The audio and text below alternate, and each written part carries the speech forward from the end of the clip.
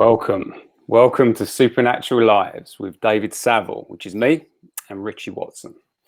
How epic was that start, by the way? I just have to acknowledge that. Yeah, that was really something. We have got to live up to that, David. Damn right. Yeah. I hope we're up to this because I feel like I am. How do you feel? Even though, this is the mug I've been given for my tea this morning by my daughter just a moment ago. not my usual Mr. Strong I'm not vibe. sure that measures up. It doesn't. I just glanced. That was happening. So this was the contrast that was happening.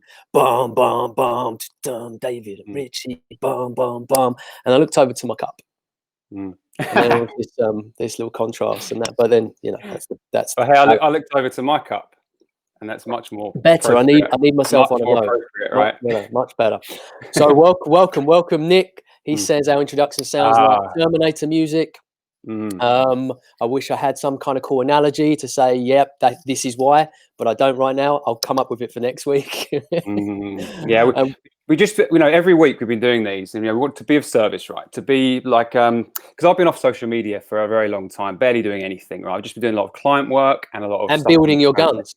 Yeah, of course. Yeah, of course. Client work and gun work. There you Pump that gun for a moment. Actually, I'm going to reference the gun as we continue. But sorry, carry on. And so, but it was you actually, Rich. We were having our conversations about what's going on in the world and what people need. And so we began. That's what brought me back actually to think I feel compelled to be of service in this way. And we began with talking about fear and the truth about it and what we can do.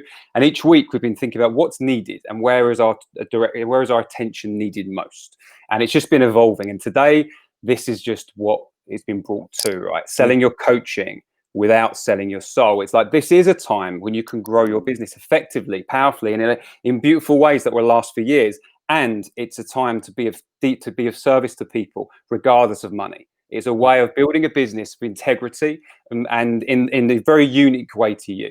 So I mean, I can barely even keep up with my own mind because I've got so much to say about this, right? I'm very excited, and we've got some coaches on here already. Susie, hello, welcome Claire, welcome Nima, and obviously Nicholas, and anyone else who joins us. This is going to be significant. In fact, as I was preparing for this, there's just so many things to explore here.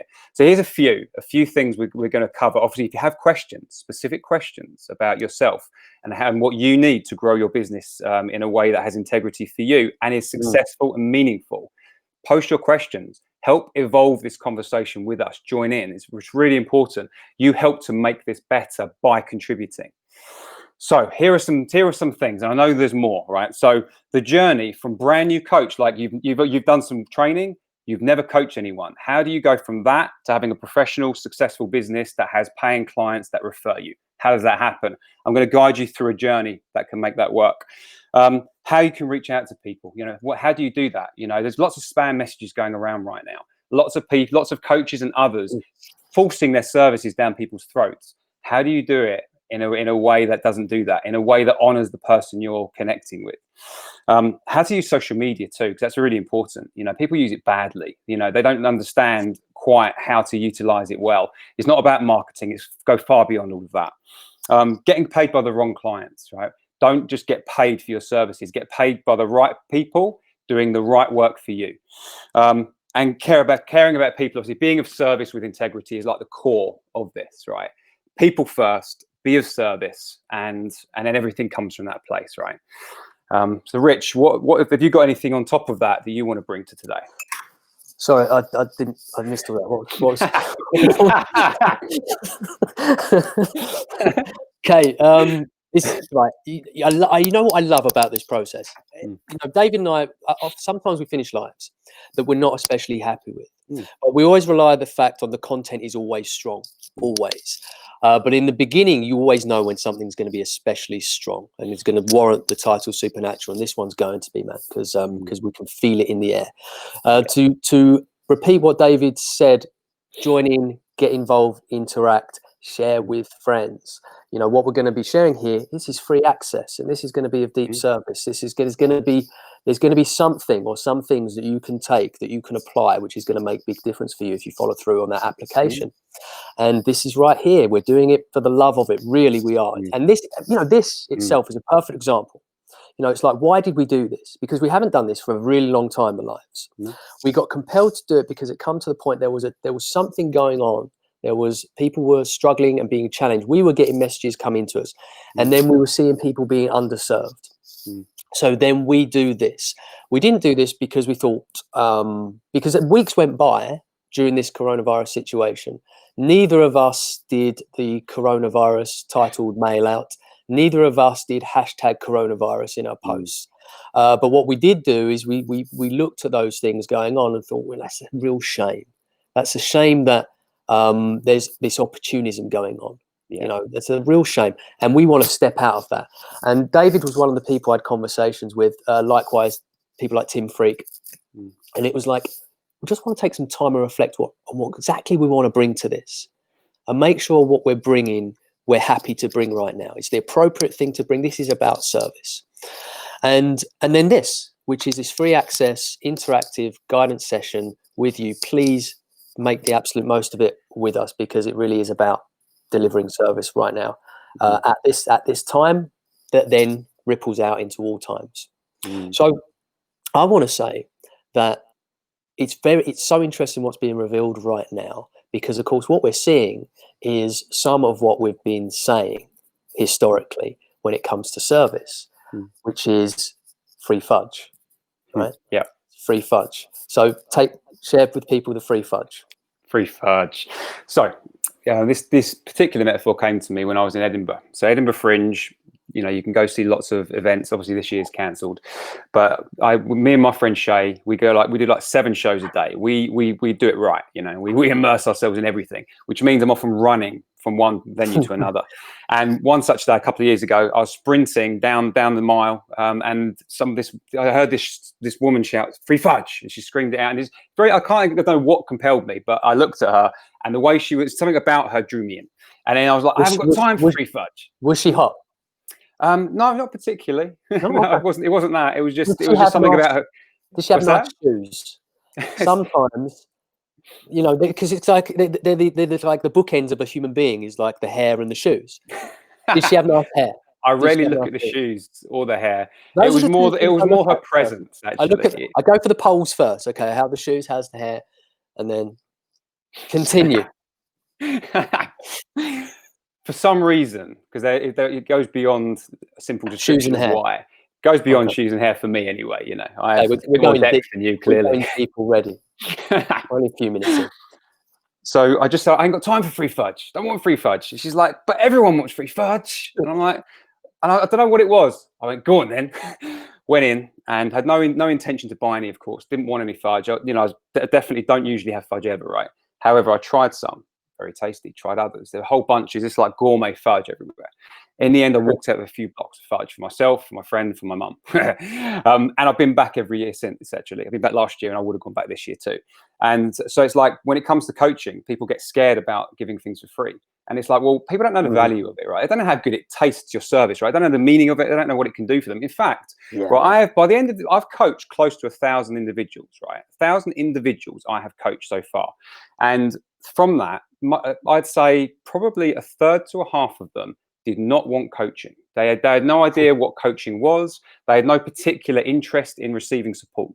And yet, because I just was exploring with them and being of service to them, we ended up doing some good work together. It's just the nature of the free fudge, coach first, be of service first. It creates a weight that if you've done something meaningful with someone, they don't have to become a client now. They can become a client way later. But it is service first. Service first, service now, service all the goddamn time. That is essential. So so this is the phrase, return to service. When in doubt, return to service. When in doubt, return to service. So I was training coach last year, and he was talking to me about the conversations he was having and how he's getting really in his head about how to convert. And this is what I always said, return to service. Don't think about even that word, man. Convert. Yeah, exactly. Which wasn't him, because he was a good guy, but it's the word. And it's like, look, forget that. Forget the self. Forget everything. Return to service. Because if you're not connecting in service, then you're not exploring whether what you have to offer is right for this person. And that's fundamental. And if you're not returning to service, then what are you doing this for? Why are you having a conversation with this human being right now? Okay, is it just to sell them onto your course, onto your services? Is that the reason? Because that's not the starting place. The starting place is service. And here's the thing. I think the vast majority of coaches begin from the heart. I think they begin with, my life's better. I've discovered this and I want to be of service. I truly believe that, having interacted with so many over the years. I believe that's true. But I believe what happens over a period of time, and it can be quite swift, is in the journey to creating success, creating income, to getting clients, is that gets lost. And there is endless marketing out there to catch you and go, you know what you need to do? It's this funnel, it's this marketing course, it's this, and it's endless. I mean, I see it on my feeds, right? Because I'm in the industry, so I see this stuff and I really empathize. When I have coaches that have been caught in that spiral for years because they've just been trying the next shiny thing that's going to bring them success. Meanwhile, they're not serving. They're not coaching. They're not developing their skills. They're not developing connections. They're not deepening their compass of what it is they have to offer and how it is they offer that. And they're getting lost in all of this. And it's if you come back to service, if you make that your foundational compass, orientation, return to service, it's going to help you deepen your skill so you're getting the results you really want to get. It's going to help you connect with people because you're actually authentically stepping forward and giving them something of value. And it's going to grow your success in every dimension. You don't need the marketing strategies. You don't need the funnels. Actually, maybe ever, but certainly in early formative stages. If there isn't success yet, you don't need that. What you need is to become better at what you do. Because there's a certain inevitability to creating success when you're good at what you do, especially in this world, especially as a coach, because once you serve one person, well, they tell people, and you tell people too in the right way, and then other people turn up. And if you're serving like a relative few people, you'll get referrals if you're really serving them. And if you're not getting those referrals, if your marketing isn't being generated organically from results and referrals, then your results need to deepen. That means more coaching. And then we come back to the free fudge. We come back to the free fudge, because free fudge is not just a way to bring people into your services. It's a way to cultivate your skills and deepen your tool set, to get experience, to generate the results with which you can then offer your services from. Because before you get results, you don't know what you've got. And before you get results, you don't know what you should offer. Direct training coach example. Last year, training coach, and he was bewitched with all of these shiny things he should go and learn and do. And he really didn't know how he should brand himself, what services to offer. He didn't know any of this because he wasn't coaching. He wasn't coaching. He was trying to figure it out before he coached. He was trying to figure it out to get these clients. He's going in all these directions, like in a hamster wheel, for years, being dizzied in all these directions. And through our work together, I just brought him back to the fundamentals. Okay, we need to coach. We need to bring this into the world. You need to engage with people. You need to get results, and then you learn from those results. In every way, you learn from the results. And I got this phone call from him just the other day, which was wonderful, when it dawned on him an area he should be going into. The area he should be going into, he realized, was in supporting physical transformation, not with physical protocols like PT, diet, anything like that, but mindset coaching for physical transformation, that kind of area, because he's been getting a lot of those results. He couldn't figure that out before he started doing the work and getting the results, because the results told him where he should go, where he should orient himself into. And it makes it really simple, because the results tell you right there, getting into the world. So, that's one fundamental part of the process of returning to service. You get the information you need. You get the connection you want. It's real, and it's where you really want to come from. It's right here.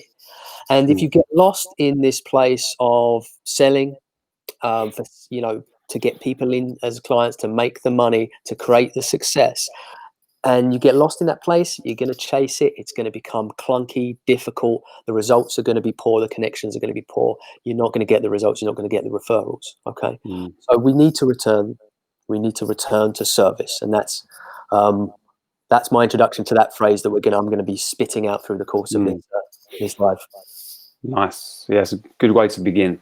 So I just want to acknowledge something before I speak, actually. Like Kim's put a question there, wonderful. We'll come back to that. So please, anybody else who has a question, put them there. We're going to come back to them later. We definitely have an answer for you. It may emerge through a conversation, but I will specifically address that to Kim. So thank you for sharing that. Anybody else, post your questions. I just want to speak quickly about the marketing, what marketing actually is, because I've done this, right? I've followed the shiny. I've spent many thousands on marketing support, and I have rejected all of it. And I've picked out tiny little moments I probably could have learned by reading someone's post. Is what I actually utilize of the many thousands. It's always been funny because I've been around for it. It's like, I've Yeah. invested that. Have you used any of it? No.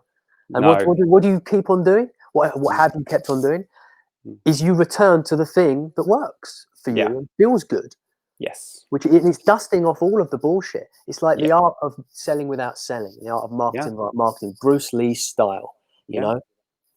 Yeah, so marketing, the way to think about it is it's an amplifier. So it's because like there will become a time, because I want to coach training company, right? So that will mean I'll be working with a lot more people less directly, which means I'm going to need to amplify my work to reach more people to be able to go through the training, right? The different levels of training that I'm going to be having both online and eventually in person. So because of that, marketing will be useful because it'll be amplifying what's already working and effective. So if your business is not already thriving, you do not want to be marketing because you're amplifying something that is rotten at its core. And that's why people burn through cash, you know, and why you feel like you're failing all the time. And if you're spending, because this is also a common misunderstanding, people think you should be marketing 80% of the time or more. That's a mistake. If you care about coaching.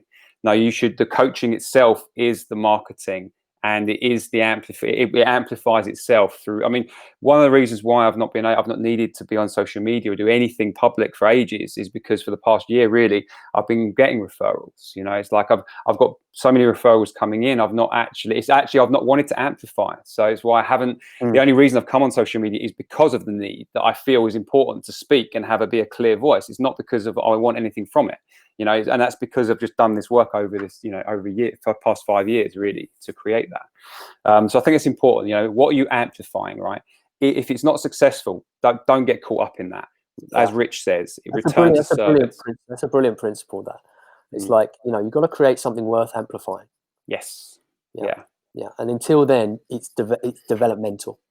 Yes, very much so. Develop to the point of amplification. Yeah. That's really good. So now I'd like to just share. I'm going to take you on a little journey of I was talking to someone who's brand new, who's done some training, has worked with people in the training room, and is now like, what do I do? So I'm going to speak to you.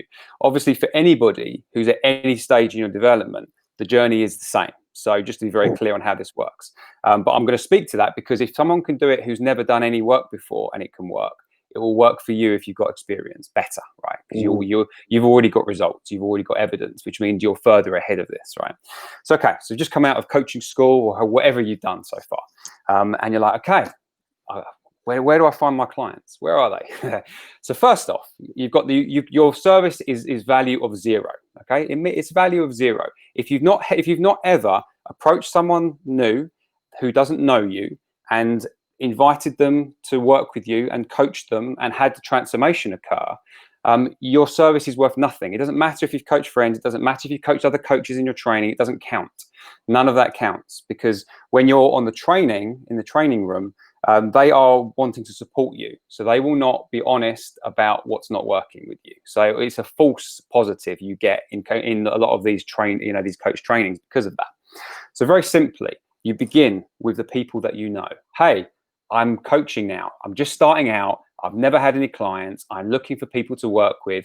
I don't know what we can do together, but I'm looking for people who want to create a better life and want to overcome some challenges. Do you know anyone? And you just speak to the people you know first, right? Just literally talk to them. Simple. And they'll know someone. You know, there are lots of people who want free coaching to start with, right? And you can begin there. if same thing on social media, right? If you've got connections already, you do the same thing on social media. You know, you can message people with that. You can do a post and say, hey, I'm just stepping out into this. I'm gonna be doing some free work until I know my service is good enough that I can then start charging for it. Yeah. Would you do you know anyone who would you or someone you know want to explore this with me, right? So you be honest. It's very important to be honest about your development, about your abilities, you know. Yeah, it's so important. If I can just put some bullet points into that point, because you know, David and I have experienced so many times with those aspiring coaches who try and showcase themselves from a place of, okay, I'm already there and I have all this experience that they haven't got. They try and lay claim to services they can give that they haven't got results with. You know, this is now, if you start from a place of promising results that you haven't yet created with anyone, you're going to put yourself in a really tenuous position, and you're going to be anxious and stressed because what you're building is built on bullshit. You know, it's going to be, it's not going to work. It's not going to work. You're going to continue having to layer more bullshit on to try and make it work. And it's a house of cards. It's a really difficult process. As soon as you start, oh, what tangled webs we weave, right? It's like as soon as you start building from bullshit, you just got to carry on. And so years of doing that, you're just so covered in bullshit that, you know, nothing is how you hoped it would be. But yet if you start real, if you start, this is where I am, and be honest about it. This is where I am, and this is what I feel I can deliver and what I can offer to you. And you're honest about that. Guess what? The people you connect with are the people you should be working with at that stage. The people that turn up, and they're turning up saying yes to where you really are and what you can really give. And there's such peace in that, and there's freedom in that, and there's strength and there's potency to the work you can then do. Okay. And then you build from then, and you get your results. And based on your results, you can then shape your services. Okay, I've got these results, these guys here. So I'm going to say I can do this. And you get to say that because you've created those results. If you haven't created those results, you do not get to say it. And one of the things that's a problem is aspiring coaches. I say aspiring, people that, you know, but it's always aspiring if it's years and years and they still haven't made it and they still having to do this shit. Still aspiring. So I'll stick with aspiring, even if people are 10 years in, living at their mum's. Like it's, you know, it's different to living with your mum, David, when you're looking after her and stuff. I was going to say, hey. You know what I mean. But it's this. For example, if David and I, strong results.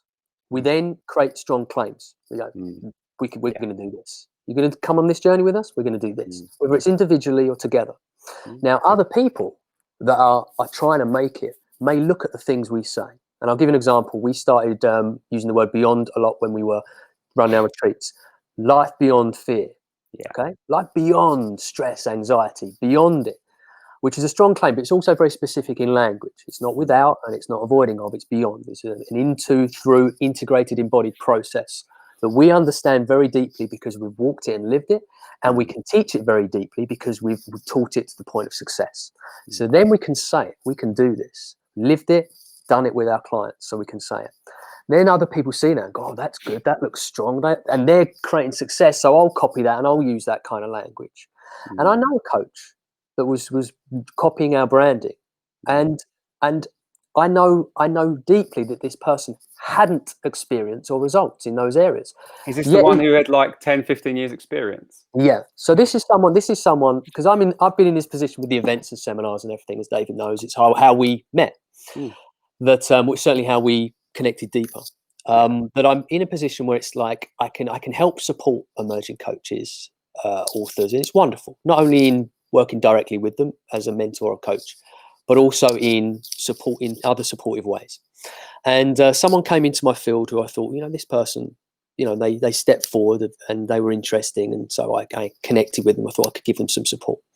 Now, they're in my living room one day, bursting into tears because 6 months into their coaching journey and having studied NLP for years and years and years, they feel they've got nothing. They don't know how to help people. They don't know how to do it. And it's all falling apart. And they've made this decision to go in this direction. It's the wrong decision. They're falling apart. So I do a little bit of work with this person, indirectly, really. And then I help support, because I think they're a good person and they deserve some support. And I help support them into doing some speaking and doing some work. Then they start to create some momentum for themselves. And within the shortest period of time, so we're not even months into this period of being on the sofa crying, falling apart. We're not really months, it's probably weeks in even, actually. Maybe 2-3 months. Anyway, I see the branding. I've been doing this work for 10 years. It's like, you crying your ass out on my sofa the other day. And now you're telling people you've got 10 years experience for them to invest in you when you didn't have any clue how to help people a few weeks ago. Now you're telling people who are potentially vulnerable, who may be, here's the thing, maybe you're the first investment they make in their development that they need to take. Maybe you're the first one. And if you can't deliver on a promise you're making that they say yes to, what if they don't make that investment again? What if they don't explore options that can be helpful for them? You know, this is a big deal. It's a big deal when we're being of service. Like, got to really connect with the reality. And also there's a damage as well. You know, it can cause damage to someone. You know, when they think you can help them more than they can, and they expose something that's been deeply painful for them, and they expect you to be able to help them, and you can't. You If you've got 10 years experience, you should be able to, because as we'll both say, you know, David has said this many times, when he began his coaching, he didn't anticipate the depth of pain and trauma that was going to come through. Even with conventional coaching, we're not doing necessarily emotional transformational work as such. Nevertheless, what comes through the coaching relationship is some extraordinary pain and suffering and difficulties. You've got to be able to know how to hold that. So if this guy's saying, I've got 10 years experience, it's now 15 years, by the way, it's 2 years later, so it's 15 years experience. If we're doing that, then that person's going, oh, this person can help me. God, they've got this experience. They're saying they could take me beyond, you know, problems. So, you know, and they're laying these claims. So I invest in that. One, yes, you can do harm. And that's, God, this is people's lives. That's what we've got to connect with the reality of, that we are stepping forward to come into people's lives, and we are positioning ourselves as a guide in forward progressive movements out of whatever it is, wherever they are. We're saying we can help you move forward. And we've got to connect with the reality of what we're doing. That's a human being. That's a family. That's a community connected to that human being. This is a big thing. So it's like, we must, coming back to the point, we're just drumming it in because it's such an important one, is we must be honest about where we are and what we can offer and build from there. If we do, and this is tried and tested, not just through myself and David, but all of those that we work with, if you do, it's inevitable that you get to making those bigger claims because you get those bigger results. It's inevitable. You just need to keep going. But it's a process, and it's a process that takes effort, energy, devotion, time. It takes that. And it's altogether more seductive to go, oh, well, I just need to build that funnel and I'll get clients that way. But that's not the way. You've got to develop your results. You've got to develop your skills. You've got to get to the point where you've got that which is worth amplifying in those ways. Yeah.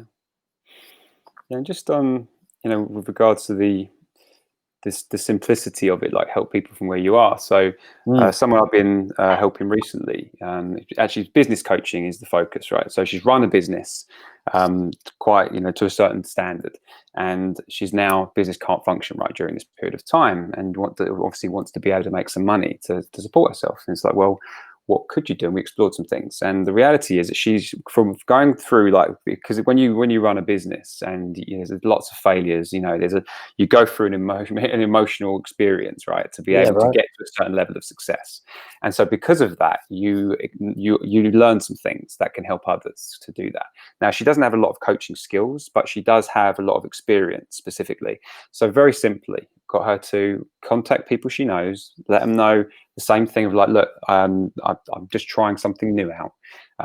This is what I've done. I want to see if I can help you with your business. The people that are earlier stage than her, right, or a similar stage or whatever, right? All she's doing is that she's being very honest about where she is, and she's just talking to them. And through this process, she's finding out how she can help, where she wants to help, where she can be of significance, and things. She's starting to figure that out. It's only been a couple of weeks. It's only new, but it's that simple, you know. When you're honest about where you are, and you're helping people from where you are, you'll see what emerges from that. Because what will happen is, for her or anybody else in this way, You help someone once, and then you see possibilities. Like, oh, now I know how I can help this person a bit more, right? So you have a single conversation, right? And you start to, you sort of, I call it mapping out. So you're sort of mapping things out, right? The person's world and how you feel you could be of service to this person. You then offer something that can help this person, right? So they can go do something to make their life a bit better. If you want to, you speak to them again. And then during that, you do some more work with them. And again, you connect more. If it goes well, you can see more ways that you can help this person. And if that goes well, then you could speak again. And through this whole process, you're developing your understanding of how you can help. This person's getting help immediately. Things should be shifting from every conversation. Their life, whatever area you're working on, it should be getting better, right? They should be trying things in their lives in between the work, and then as time goes on, it will get to a point when you understand that there's a value here.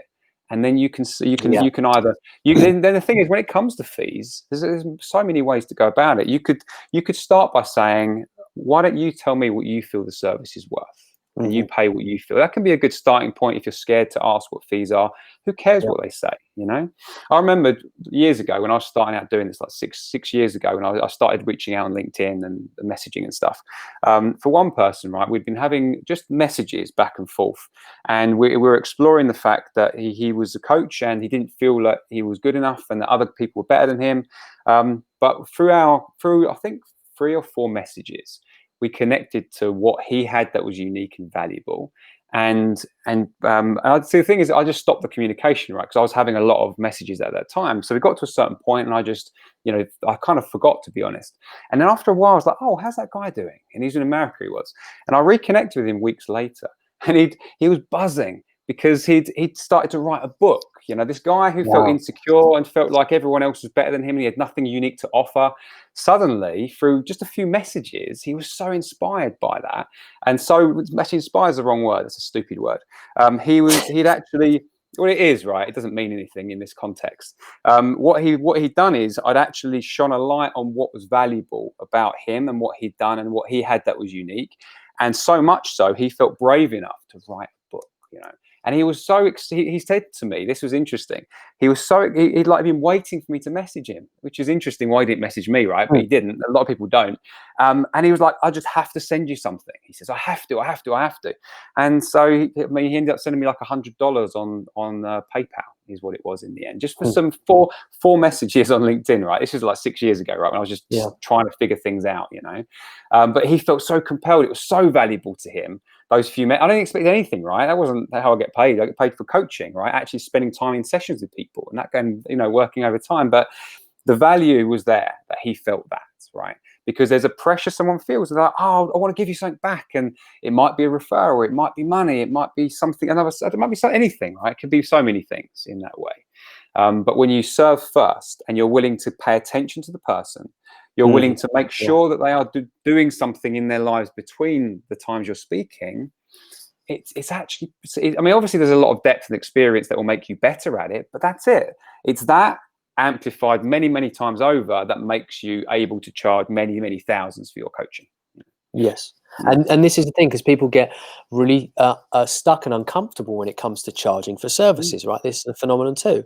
Well, you don't have that problem when you're basing what your fees on your results. Yeah.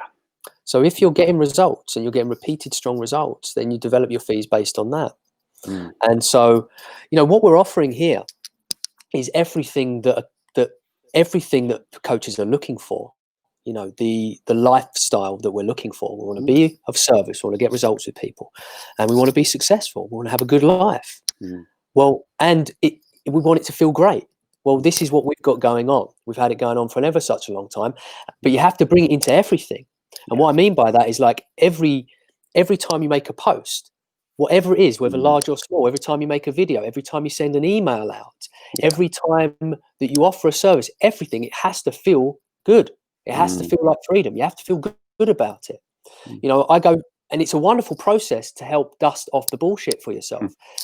In fact, with current context, my first email I sent out around the time that the coronavirus was kind of like ensuing, and I'd already seen so many people, let's say, jumping on the bandwagon, hashtagging coronavirus and and offering some work which wasn't actually appropriate at that time, and it certainly it certainly felt like it wasn't coming from the right place, and as David and I were looking, felt that it could be harmful and counterproductive.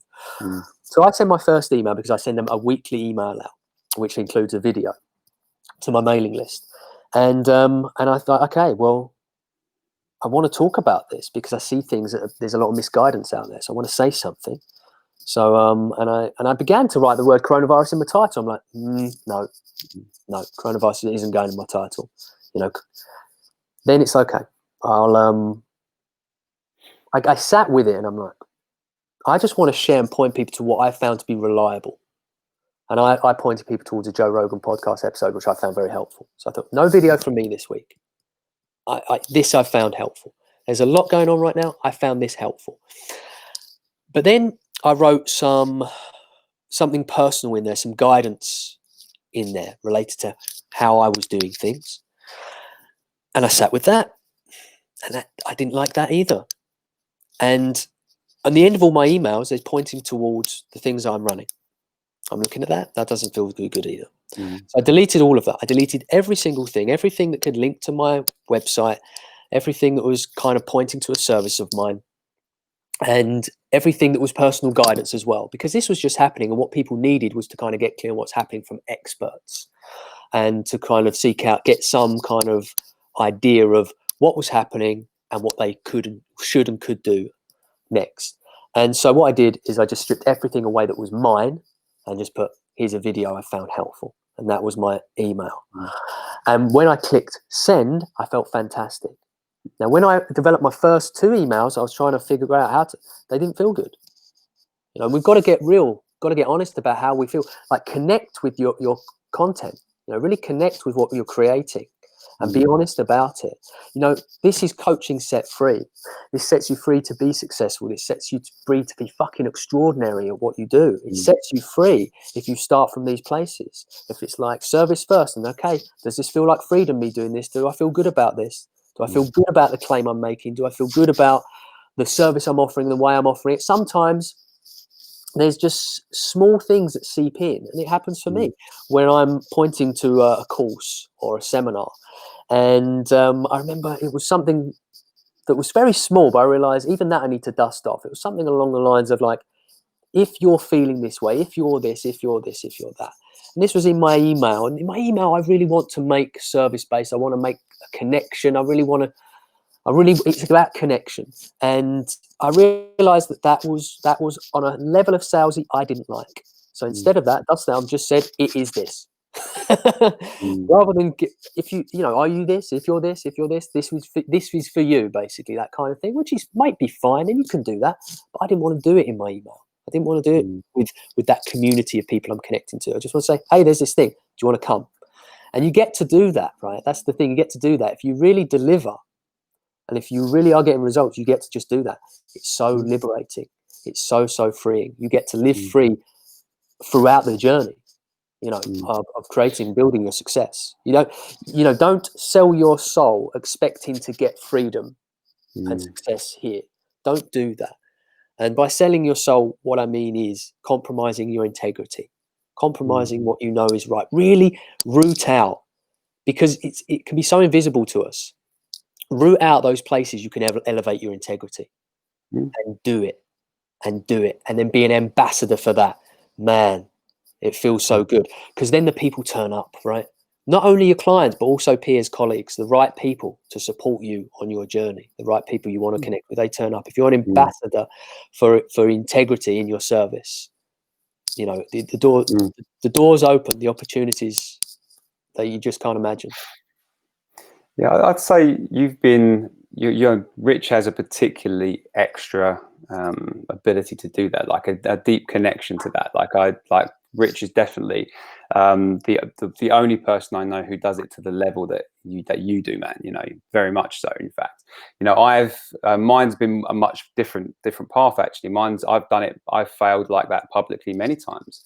I've done things out of integrity. Not always, not bad for anybody else, to be honest. More like I was like last year, for instance, right, about a year ago, when I was one of my misguided adventures into marketing, right? And then I started to create this program, and it was like, because of course that was the language it was being used. What did I call it? 96K signature program generator, right? Was what it was called, right? That's not me, right, by any means. But I It was looked caught like up, you because your picture was there and everything. my picture was there, right? But what happened? But the thing is, the way I learn is I sort of just embody. I Yeah. sort of, I've got a good ability to remove my own my own biases and step into something. So that's what I was doing, right? I'm like, right, I've paid this money. I want to get everything from it, so I'm just going to step into this world. And so I did that, and I did it for a few weeks, and it didn't feel right. But because of course it's something that's hard to know, right? What is integrity and what is just, this is new and different and extreme? Because I can't help people make 96K, right? It's like, it's actually not that difficult if you set things up well. But to put it into like that is not me. You know, I work with depth, I work with care, you know, and so but I did that for a while, and that's one of the things that by the time I got to the end of this and ended up rejecting like all of it, almost like almost all of it, I'd say 99.9% I got rejected because it was not right for me. But during that time it was hard to see. So I just want to also speak to the people who aren't quite as able to know in the moment what is right. To self-correct after is just fine as well. Yeah, exactly right. And but it's as soon as it's whenever it is you become aware, that's the time. You know, self-justification is insidious, and it can be invisible to us in many different areas. So as soon as we become aware, it's very important that we get real in that moment, and then do what we need to do, because we're training ourselves to do what we want to do. Okay, we're training our moral compass, and our moral compass becomes invisible to us. There's so many places we will just act out things because it's so deeply embedded, but we've trained ourselves over a lifetime to act those things out. So if we need to elevate our integrity, if we need to change those habitual patterns, it's so important that when we come to the point of awareness, we do something then, because we're training ourselves. I'll give you an integrity example, and let's really go into integrity, because this is just so much is integrity. And integrity doesn't just mean doing the right thing. It isn't just about honesty. Integrity also means fortitude. That's why I love the word integrity. So it's like what you're doing is honest and real, but it has strength. And that means that what you build from it is going to be sustainable. And, you know, I had a health crash 2 years ago. And I have done barely anything when it comes to promotion or marketing, barely anything. And I've actually done barely anything on social media, really, in the scheme of things. And I haven't created the big seminar events and the retreats and all those kind of things. It hasn't been happening. Yet I'm continually being approached by people that want to work with me. The reason being is because what I did leading up to that crisis I had was built on service, integrity, and results. And that means the foundations I have created for my work are built of concrete and steel. The steps I've taken forward in this world, in the work I do, are made of concrete and steel. So when things went to shit, when my health crashed, I didn't go anywhere. I was right there at the last step that I made out of concrete and steel. It's not going anywhere. It's not crumbling to the ground. That's impossible, because everything I built is too real. It's too fortified. And so it's sustainable. And that means off the steam of the work I have done previously, I've been able to work for these last 2 years. I can still have clients approaching me to work out of the steam of all of that. And that's really something. And to realize that as well, because it was news to me, you know, I didn't, wow, it's like, I can do nothing for a long while. I can just sit back and I can be ill for like a year and a half. And I can still get clients. That's really something. That's when you know you've really served people, and what they've seen is something that's so real, it's not going anywhere. You know, and they'll come back to it. Yeah, I just want to speak to that actually, just get more specific. So my experience with Rich, right, puts on these events, and the events themselves, they don't generate money, a lot of money, right? It's not what they're for. In fact, the early ones, was that? I don't want to make money with your events, David. I want to make money with events. Of course not. You want to put in 6 months of effort and you know, and of getting all these resources together, all the speakers and everything you need, and spending many hours over days and weeks to prepare and try and get people in the room as well. So then Rich, not only you know, they're not making money, but he would make certain that he would invite people that need it, so they would get there, because it was like, do you need it? Then don't worry about the ticket price. You get there. I want you here. He will have seats there, you know, and he'd fill up as many places as he could with people who just need support, because he knows if they come, they're going to hear something or experience something that could make a significant difference permanently in their lives, you know. And beyond that, you know, like your care and attention, you know, that I've witnessed from always, you know. In fact, we laugh, of course, because you know, over the years I've been sort of making more and more money from my coaching, right? And Rich helps, you know, loads of people, and that it's not people that necessarily can pay him. there is some of that. There is some of that going on. I mean, I do the same, but it's different. I think the level of depth and care and time and effort that you've given to people is rare. You know, it's beautiful. And okay, so let's get to the usefulness of this. It's like everything. My highest value is that. Like, what do you have? What do you have? What do you really have? Like, I have my integrity. You know? And in the fuller the expression of my integrity, the fuller the expression of my own personal freedom. What else is there to do, man? So am I going to try and buy freedom? It doesn't work. You know, it doesn't work. And so connecting with your highest value, which I think when we do, it ends up in that realm, and then being able to commit to it. All I've ever found is gold in the next step of that. All I've ever found by making that decision, that's people first before profit, that's service first, that's in line with my integrity. All I've ever found is goodness. And then something so strong, I can walk forward from there. It is the way. You know, the good example I think of is when I was working with in partnership with one of the biggest lifestyle events in Europe, actually, and we were doing 3 events a year, and it was a great gig. It was really cool, and it was very fulfilling, and I got tens of thousands of pounds worth of free marketing because of it. And it got to the point where the output of this organization went off track, and it was out of alignment with my integrity. It wasn't okay. I felt that their message was harmful. So I opened up conversations. Those conversations they weren't willing to have. So I made the decision to come away from that partnership. Now, this partnership was advantageous, and these guys were only going in one direction. And in fact, we had booked in. There was an event at the London Olympia, so huge event, and I was going to be given one of the conference room, the bigger conference room at that place, and I hadn't been there yet, but I knew the size and dimensions, and you know. And anyway, I said, right, no, this isn't. If we're not budging from this, we were weeks out, right? Because obviously, it was my integrity also that was tied in with his, because I was speaking there. Yeah, that's right. Yeah, there was a bunch of other people that were tied in with my decision making. And I said, no, okay, enough's enough anyway. But we went along. We did, and we ended up kind of bridging some gaps between us. And we went along the organisation. We didn't want to leave on bad terms, but it's just like, and that's the thing. It doesn't have to be.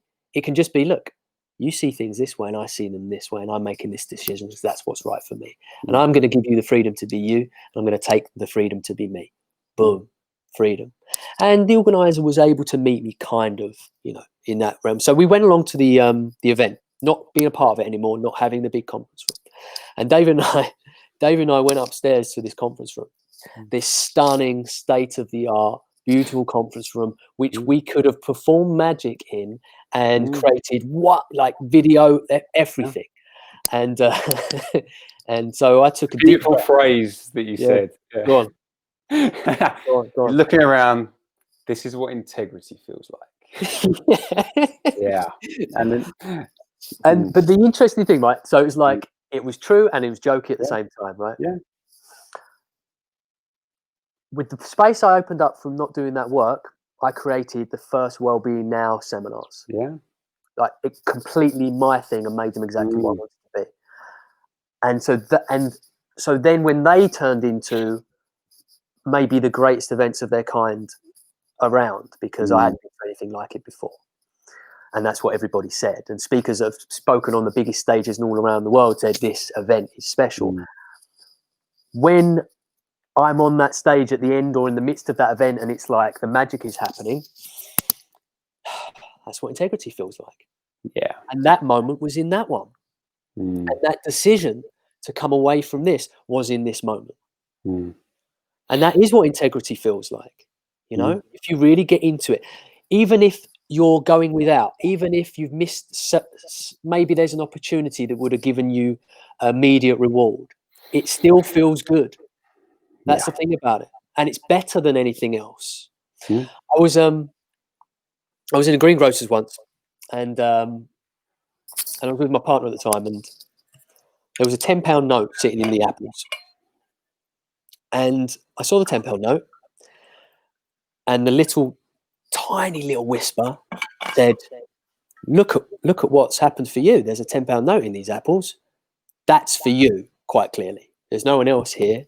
That £10 for you. That little tiny whisper that is luckily has been shrunk and shriveled enough for me to go, I appreciate the advice, but I'm going to pick up this £10 and say to the shop owner, hey, there's £10 in these apples. To which the shop owner went, oh yes, that's mine. It was not his. And he took the £10, right? I ended up buying the apples. We left. And my partner said, she said, you do know that wasn't his £10, right? And I said, yeah, I know that. But my integrity isn't worth £10.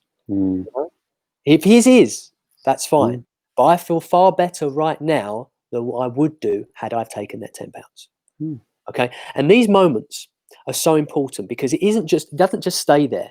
What we're doing is we're training our moral compass. These moments are significant. The actions we take, because I could have taken that £10, but there's no one else in this shop. It isn't his. You know, I might as well take it. And I could have self-justified. And that's what we do. And we do it. We can do it so insidiously that it's invisible to us. And that's why it's very important that we have moments of awareness where it's like, this is not in my integrity here. I can do better than this. That we do. Because then we're training ourselves. We're training our moral compass. And you're going to act that out even when you're not looking. Okay, that's going to drive. You know, when you're not on the wheel and the autopilot steering, that's going to be driving. And you're going to end up in places because of those decisions. They couldn't be more important.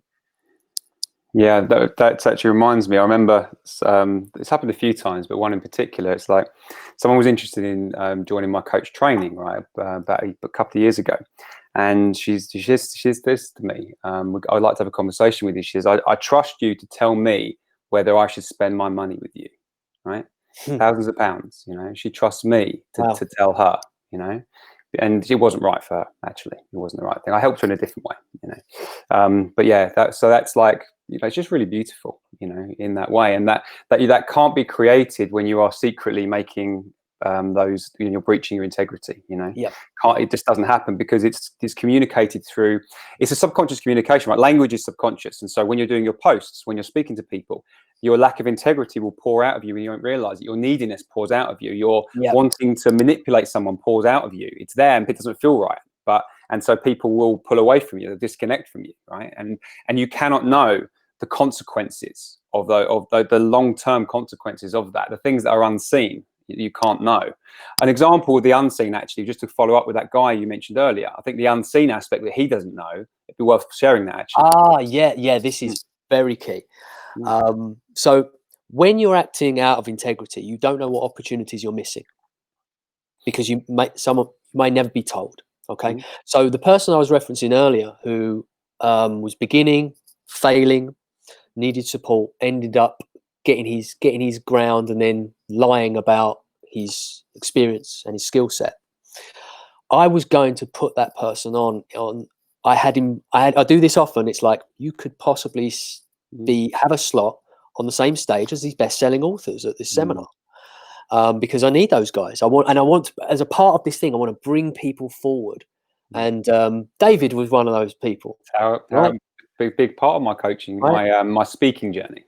Yeah, was on the Wellbeing Now stage alongside at the time. I mean, people like Jamie Smart, Yeah. best-selling author. That was a cool moment, actually. That was very cool. Jamie Smart, I'd followed his stuff for years before that. And then I like spoke at the slot before him, and then, that was cool. It was cool, right? Mm. But not only him, Sandy Newbiggin, Yeah. David Hamilton, they were all at that seminar. Yeah. And your integrity and your realness got you there. Your commitment to being of real service and developing your skills, to authenticity, to honesty, all of it got you there really quickly too, because that was quite early in the journey, really. But it was like a quick step there. You started. Someone's burning something here. Wait 1 second. Alexa, announce. Alexa, announce. What's the announcement? I'm still on my live, but it smells like something's burning. It's like, I'm on a live here. My integrity says I should definitely not. You should definitely stop your house burning down. Definitely do that. So you got yourself there, and it was like, because it was so real, because it was so meaningful, because you were so integrity led, so honest. It was a swift process, you getting yourself into those kind of opportunities and situations. Now mirror that with some other guys. This person was talking about Can you repeat that? Alexa, announce. What's the announcement? It smells like something's burning. Announcing. Just wait for me to. It smells like something's burning. Maybe it's meant to smell like that. I don't know. Mirror that with this other guy we're talking about. I had him penciled in. I want to put him in. I like his vibe. He's got good potential as a speaker and as a coach. He's studied. He's got a lot of knowledge. It's okay. I needed to change the foil on the grill. It was the foil on the grill, everybody. There you go. You can rest easy knowing the house is not burning down. Okay. Clean foil is a firm foundation from which you can then grill around 1,000 times until you get the burny smell. And so this guy's turn up and he acted out of integrity. His name comes off the list. Now, I was going to support him in his journey. I was going to get him onto that stage. It's exactly what he wanted. He wanted to be doing that, and he wanted to be alongside those kind of people. Susie says she was worried there. Don't worry, Susie. Everything's under control. Is everything okay there, David? Nothing's. You can call off the fire brigade. Good. Well, it smells like I still need to call them. I've got to be honest. So this guy, it's not like I ever told him. It's not like I said, hey, by the way, because you're full of shit, I was going to put you on here. Because you're full of shit, you don't get to do that now. And I've just seen him through years and years, just this weak trajectory he's had. And he doesn't know. He doesn't know what other opportunities does he not know he's missed out on. And that goes for everybody. When have we acted outside of integrity and someone's gone, no. You qualify yourself with integrity to the right people, because I'm looking for it. And I know a bunch of other people that are looking for it. I got found with someone else looking for it, a guy called Jamie Combs, who created Naked Whole Foods.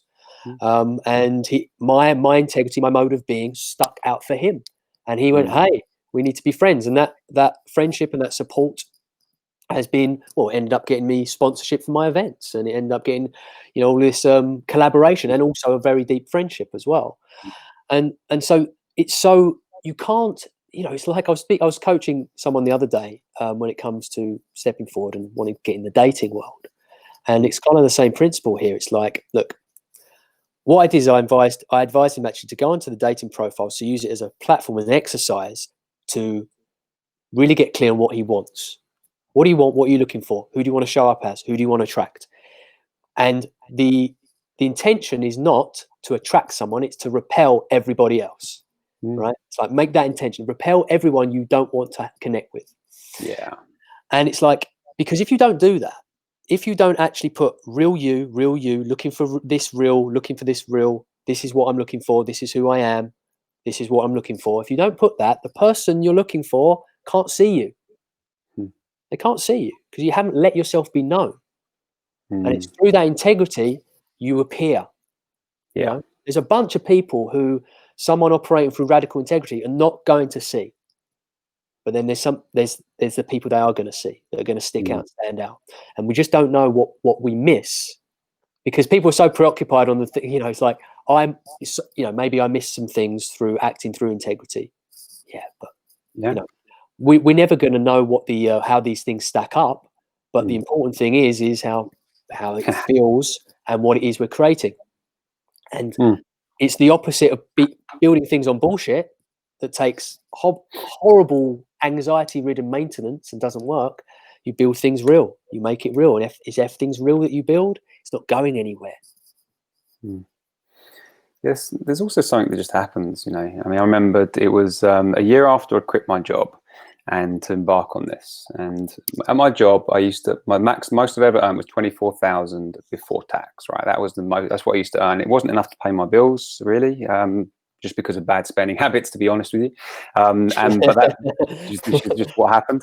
And then but a year later, right, so the coaching had been, in fact, this is how my business started, or at least the public side of it, right?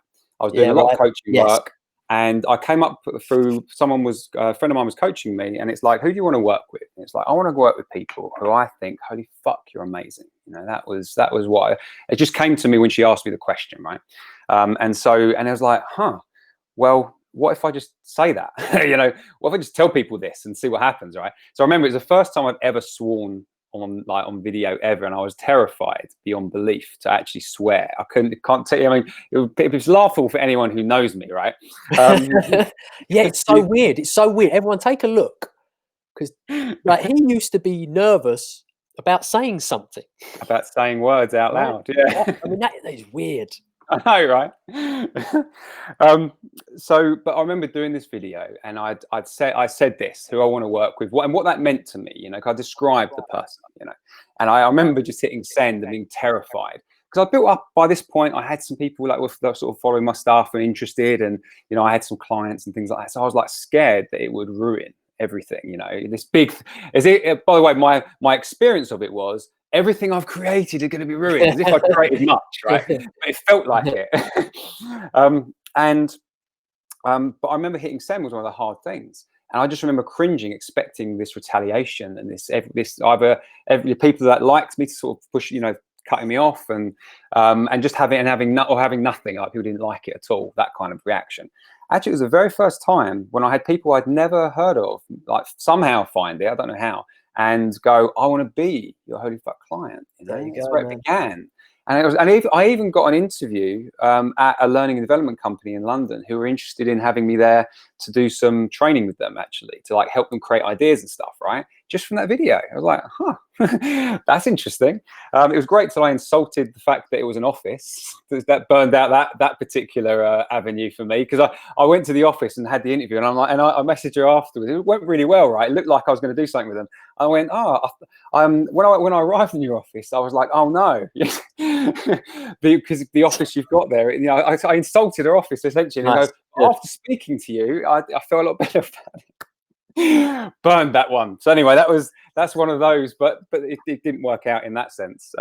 However, it was one of those moments where would anybody who was to share that video, would they create the same results from that? Would it? Because for an entire year, it was essentially the foundation of what people were like. All my clients were going, "Hey, holy fuck this, holy fuck that." It was a whole thing, right? And you got a mug. I got a mug, obviously, from the Emily did part of it, of course, and Donna the other part, and it's just beautiful. You know, it's a wonderful thing that I treasure. But that was right for me to say publicly, because it was true, and I didn't know where it would lead. But it was the being publicly brave is quite a useful one. You know, you don't need it. You can grow it just in the way we've said, by speaking to people and having friends and get referrals. You can do it totally without using social media. You can work that way. But if you want to, I'd recommend it, because not only is it open you to the world. You know, I wanted to be a world-class coach, right, and coach people all over the world. A few weeks later, I started to coach people in different countries, you know, just because I had that intention, and I set about doing the reaching out work to connect with those people, right? But so social media is a wonderful thing to open you up to the entire world, and the entire world is there right now, right? Some people are looking for the right kind of support right now. But it also, not only that, it's a way of like growing yourself as an individual, growing yourself as a coach. Like, a lot of coaches, and I speak to a ton of them, and I'm in coaching groups. They do not know how to say things, or they don't even understand what it is they're helping people with deeply enough. If you look at how most coaches, what they're sharing, the memes and things like that, they're just copies of somebody else, what someone else has said. They're just sharing. There's nothing unique in what's been shared. You know, it hasn't been translated into their own personal experience. You know, a great example of this is a client of mine, because I'm a real hard ass with my clients about this, right? About if they say something, if it's catchphrasy, if it's anything that I've heard from somewhere else, David will not let that go. I will not let that go. No.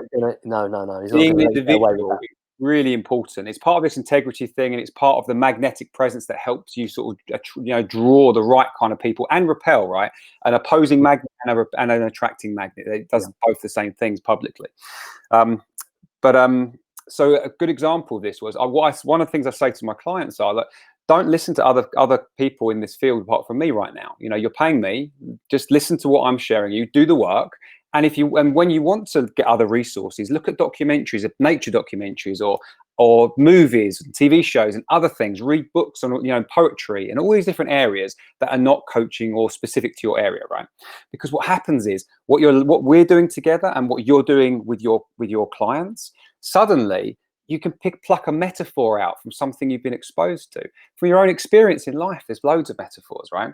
And a good example was he was watching The Lion King with his daughter and his wife, and then the next day he was with the client session, and the client wasn't understanding something, but in that moment, because he'd been exposed to that movie, he plucked out a specific metaphor from that movie and offered it to him, and the client got it. In a way that was not possible for him in any other way. It was taking something that someone else like Tony Robbins or someone else would have shared, wouldn't have done it. In that moment, that client needed a specific metaphor, and that was unique, and that could help this particular client understand, and it came from there. Because that's how to utilize what you're taking in. Don't take in from too many sources. Don't listen to a lot of how to make money through coaching from a lot of different sources. You don't need to. What we've shared here actually is enough. Of course, there's more work and training you could do, but what we're sharing here is what you can do now. You're on your own with no support. Just do exactly what we've said and find your way that works for you. Then you'll find that maybe where you've got some weak areas, and then you can find the right support to strengthen those specific areas if you need to. I think. So what's uniquely yours? This is very important, because what's uniquely yours doesn't come from simply hearing something and then changing the wording, right? It doesn't say, right, okay, I'm going to say it differently. What's uniquely yours comes from what you integrate and what you embody. So when you walk the talk, you've got something to say, and you only find that thing that you've got to say through the experiential, through the process of. And I'll say this because when I'm training coaches, I actually reference David a lot, because I think he is the pinnacle of the way you do it. And so I will say, okay, there's David Saville here, and there's this guy here, right? Fuck it, we'll say Jay Shetty, right? We'll say Jay Shetty. It's not him. It's not the guy I use, but fuck it. He's put himself in that. He's put himself in that position. Career plagiarist. There's David Saville and there's Jay Shetty. Who are you right now? Who are you being on that spectrum? Okay. And it's like, it's not Jay Shetty I use. I just want to emphasize, but it's someone with low integrity who I know learns to teach. And so when they rock up and they do the work, they haven't got any embodied answers for people. And so when it's like when anything happens outside the script of what they've already read or listened to, they've got nothing to offer with any depth because they haven't embodied it, they haven't lived it. And it's only when you take the thing and you go, okay, let's take this into the world and let's find out how this works for me uniquely, me with my very complicated present, past, history, psychology, biology, me going in the world. How does this work? Oh, it works like this. And then you keep going with it and you keep going until you find the places it doesn't work in the same way or it doesn't work at all. And in that process, you learn more about it. You learn more about how something does work when you find out how it doesn't. And it's a deepening and a deepening and deepening. And then you've got something to say. In fact, you've got something to say along the whole process. I'm not saying we have to wait until we're kind of masters of this idea, But along the process of embodiment and integration for yourself, you've got something to say that's yours, because what you meet that makes sense and what you meet that makes sense for you, like the metaphor, we find the metaphor, it's kind of like this, and it means this to me in this way, and then I'll share it. And it's an embodied sharing. It has a potency that people connect with. It's real. And then when someone says, well, what do you mean by that? And what if this? You get to say, oh, well, this. I'll give a really good, obvious example of that. I was in a workshop, I've referenced this so many times because it's so perfect. I was in a workshop once and I was talking about the nature of experiencing our relationship to experiences, and how our relationship is something that we can find freedom in and that we can have a sovereignty over. Okay, so I'm talking about the sovereignty, our sovereignty in life, really. That this person isn't making me feel things, I'm responding. This is my relationship to this. So there was that aspect of thing I was guiding on. And a woman said, well, this is all well and good. It's a great start. Yeah, you know what's coming next is not going to be favorable. This is all well and good, but what if you were in Guantanamo Bay, right? So it's like, and we do this, right? It's like, so there's all of these areas for this woman having what would come up that I know what I was sharing would be useful, like in relationship to her husband, her sister, you know, and all these things. There's all of these places that we are bothered and pissed off that we don't need to be, and we can come into our relationship, the awareness of that, and then do something about it, that this is going to be useful for. Yet the mind, because it's like, I might fail at this, I might get this wrong, the mind gives you an out, and the out is, this probably wouldn't work in Guantanamo Bay, so fucking ignore him.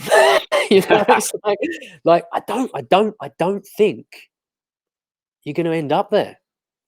So my answer, the reason I'm saying this is because the unlearned teacher would look to defend that position, that thing, because I've taken that idea and I've lived it to the points where it's like, you know what, this isn't as relevant here in this area as it is over here. It's deeply relevant when I'm driving and I let someone go in my car and they don't acknowledge me or thank me. It's deeply relevant then I don't feel anything, and some people lose their shit. It's deeply relevant. I want to be bothered by as few things as possible, and I want to make sure those things I'm bothered by are significant and meaningful to me. Okay, so I'm both bothered and unbothered by it, but I want to really dust off the being bothered by as many things as possible by not being bothered by them. And so that's my mission, and it's going very, very well. But however, I've lived it to the point of, you know, this bothers me and I'm okay with that. I'm okay because I'm not going for Buddha. That's not the place I'm going for. I'm going for what works for me, and then stretching that and finding out what that is. So what I said, because other teachers would, and I've heard them say this kind of stuff. Yes, it'd be the same thing. Yeah, I'd be fine in Guantanamo Bay because of this thing. Like, you think it wouldn't, you know, that's just your thinking. And they do that. Whereas I'll go, I don't know how I'd be in Guantanamo Bay, and I'm hoping I never find that. But I know it's going to work for 99.999% of challenges that we face in our daily lives. You know, but if I end up in Guantanamo Bay, I'll do my best and I'll report back.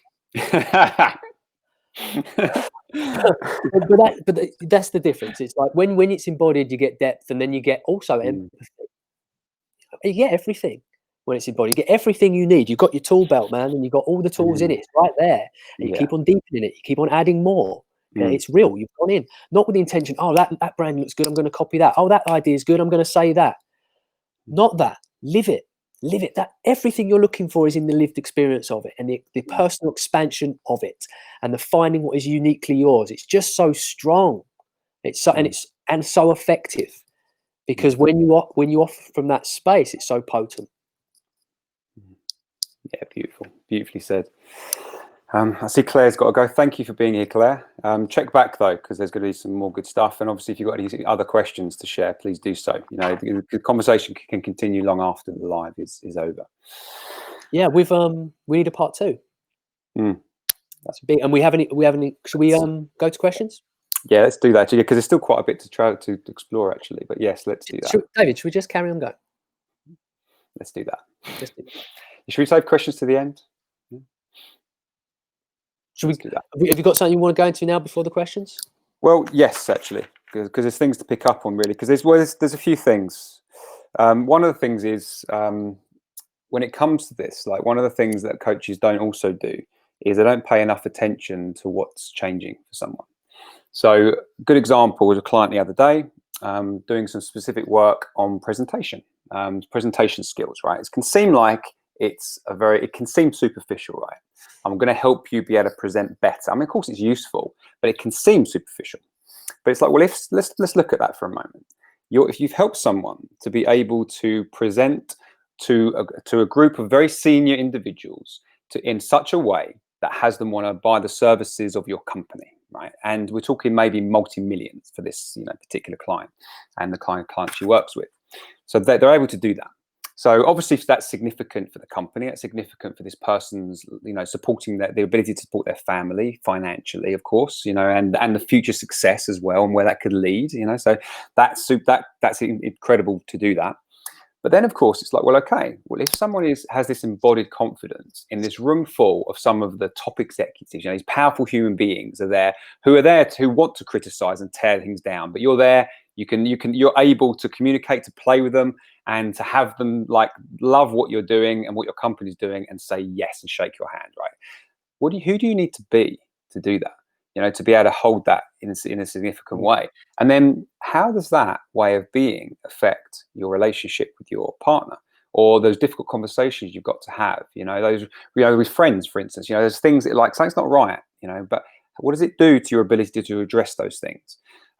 What about your children? When you're not afraid to be able to speak publicly and to be at that high level too, well, guess what? Your children are going to learn from that presence of yours, which means they get to grow up. Even if you don't teach them anything overtly, from your presence, they will learn and it will adapt, right? And then, so the potential ripples of the work that you did in this very specific way, which was effective there, can then be effective in all these other areas, in that way. So there's a little hack I'm going to give you actually, which will be very, very useful, because a lot of people aren't actually able to translate what they do there to these other places, because they don't realize that's how it works, right? They don't realize that when you are a more powerful individual in one context, it means you're a more powerful individual. You can translate that to others. So a little tiny hack for you, which you can do with your clients, no matter where you are on your journey with them. Get them, when they've done something well in one specific area, ask them how they can translate that to there, or how is that also affecting you here? Just ask that simple question. By them changing their attention from this context to here, has them answer that question deeply within.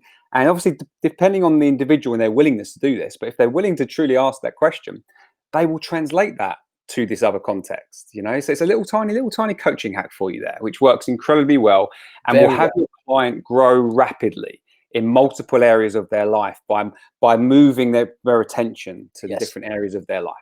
Yes, I mean, I've had that. One sticks out, but I mean, just the other day I had it, but one sticks out for me. There's a PT who is director of his gym, and a brilliant PT, lacking in confidence in all of these areas, but extremely competent PT. And again, going through that process, swift, it's translated to everywhere. Suddenly, he was just teaching himself the piano. He's just actually released his first album. Yeah. He was already on guitar and vocals, but there's piano work on that album, and so that's within the last year and a half, maybe. Wow, is that Gareth? Yeah. Wow, that's cool. So it's like, all this competence I could see just boom there, and it's like, well, let's have a little look. Let's go through this process, David. Just the hack that David's talking about. Suddenly, it's transplantable. Yes, it's transplantable. It's here. It's here. It's here. It's not just here. That's not how. That's not how neurology works. You've got the support structures to bring that in other domains, and if we go through that process, that's how we can cultivate that deeply. Very nice. So you've got that coaching hack right immediately. Wherever you are on your coaching journey, start to do that. When you're working with people, it's very important.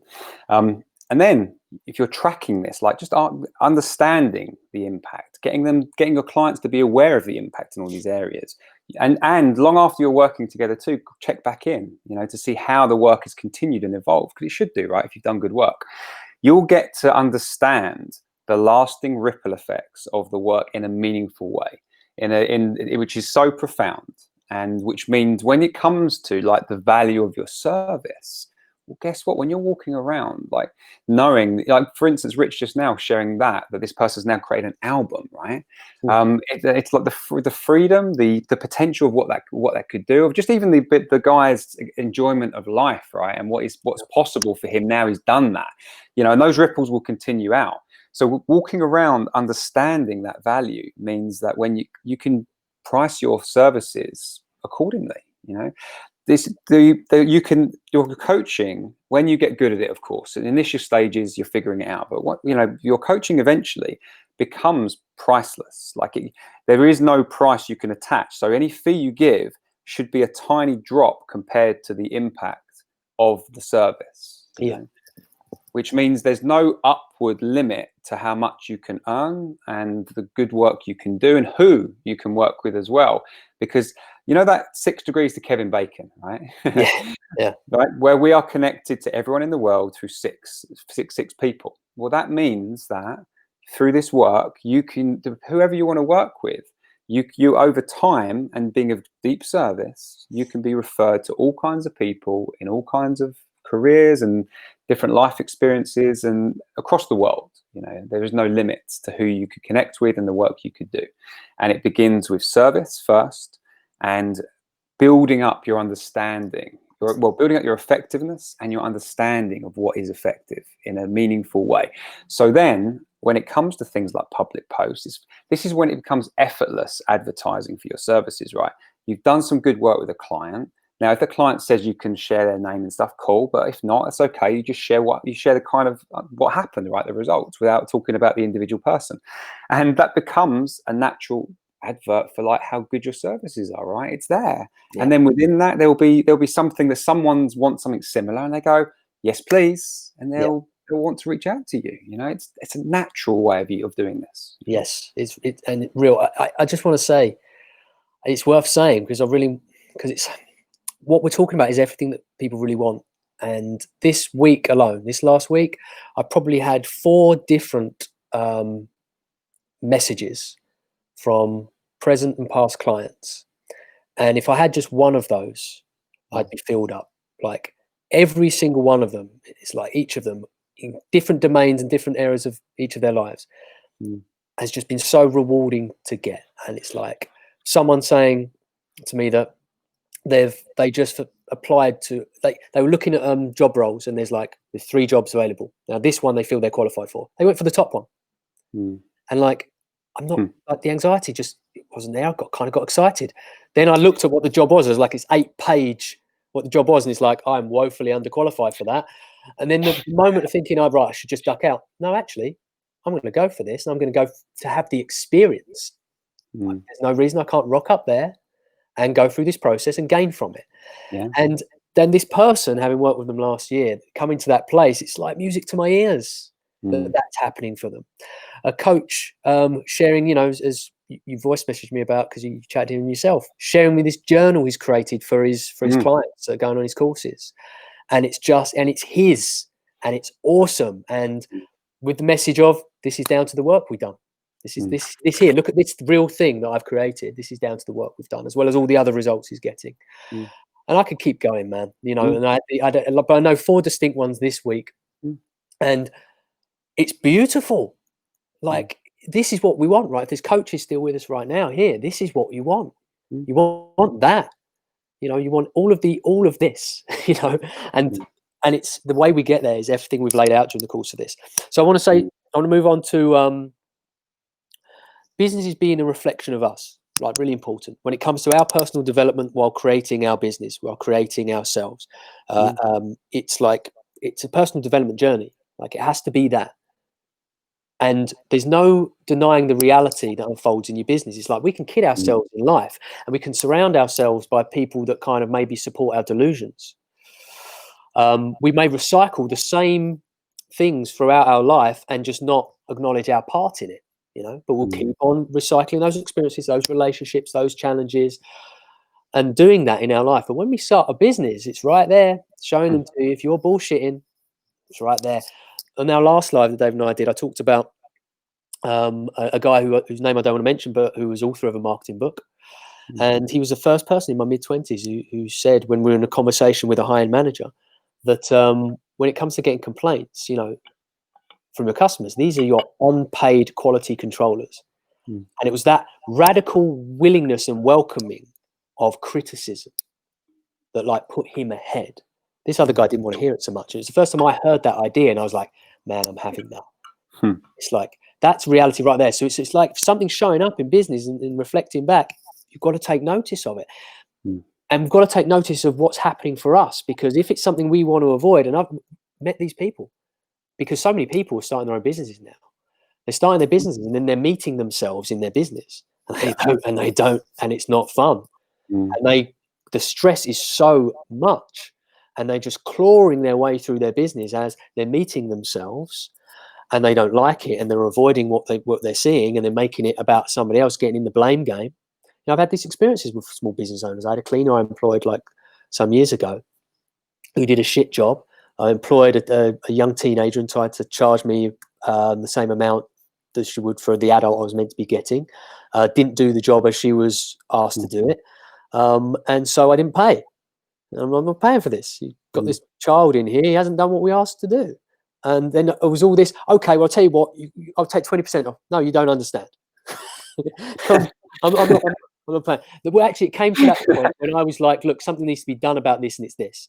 She wasn't willing to do that. So I'm like, okay, I'm not paying now. And then there was all this extra negotiation. No, you don't get it. You've taken up so much of my time now. You've not done the job. I'm not paying. Yeah.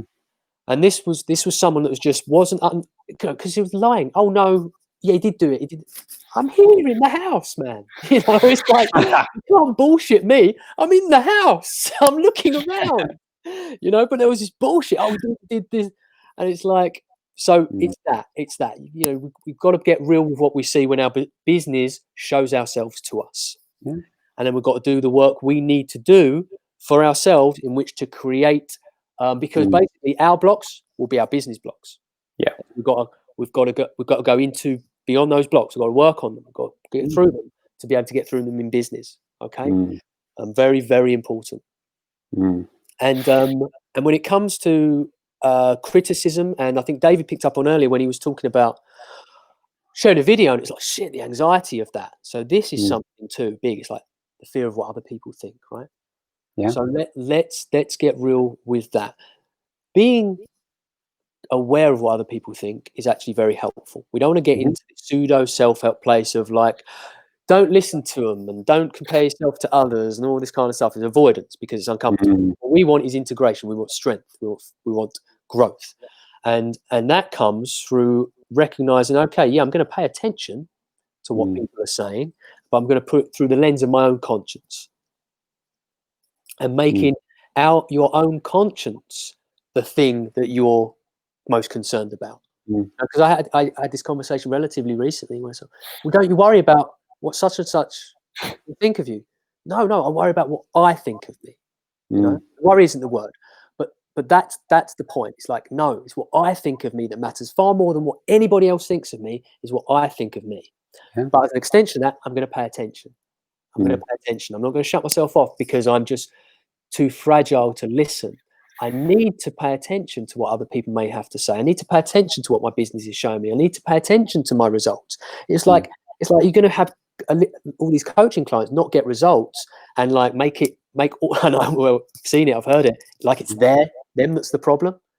Like, now that can happen occasionally. Maybe occasionally it's like they're not following through. There's only so much you can do, right? But if you're never getting results with clients, is it always them? We've got to really get real with that. And the way we welcome, I would say, a very strong step in welcoming that feedback is elevating your own authentic judgment upon yourself, your own conscience, your own integrity. That's it. Now let's take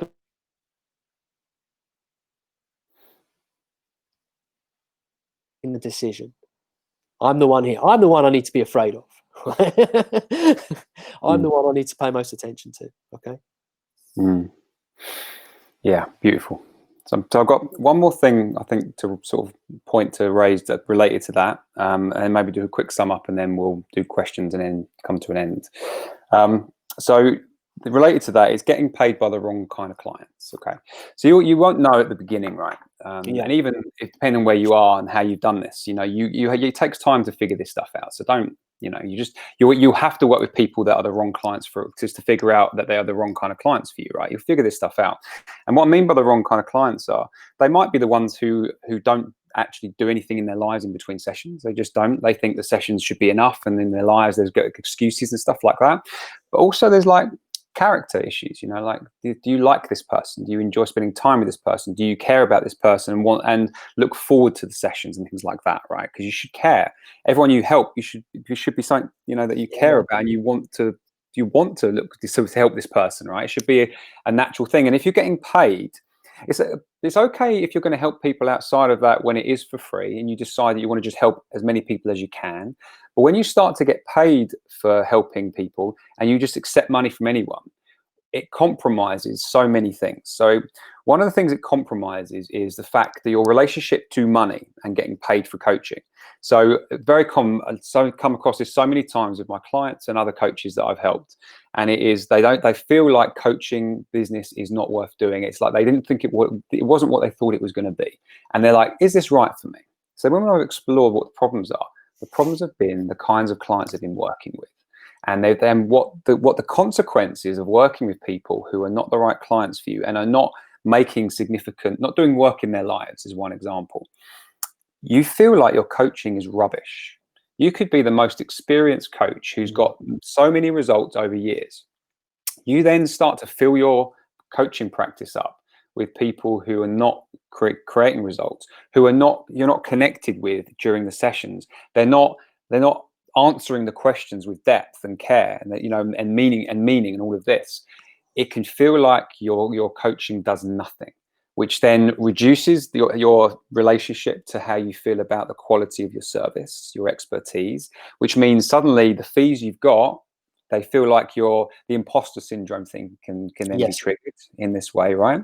And actually, a lot. In fact, if you're watching this and you are a coach who's got clients, like check in.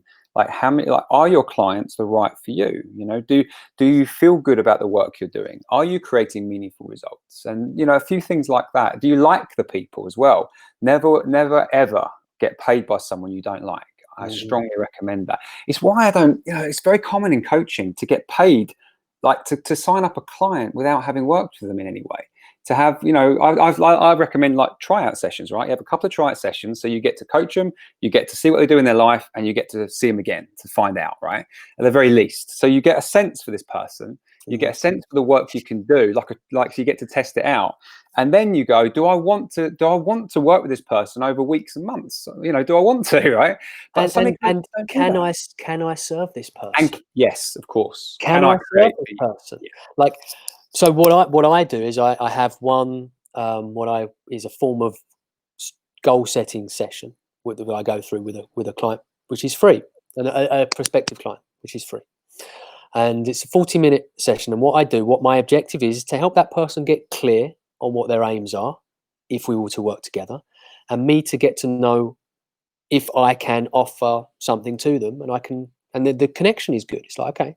All of those things I'm looking to explore. And the very cool thing is that during the course of that 40 minutes, I'm going to be serving them. So I'm going to serving them, getting clear, and then I'm going to be getting clear on if I can serve them going forward. And then I go away and I think, and maybe at the end of the call, I'm clear, actually. At the end of the call, I might be, actually, we should do this. This is what I'd like us to do. But usually I end up going and then I make a written offer. Okay, I go through that process. But I'm not going to work with someone who I don't believe I can be of service to, that it's going to be a bad connection. So coach I was training last year told me about this terrible conversation he had, and then he made an offer. Right? Our conversation was terrible, no connection, rubbish, and then, you know, I made him an offer, but they didn't take it.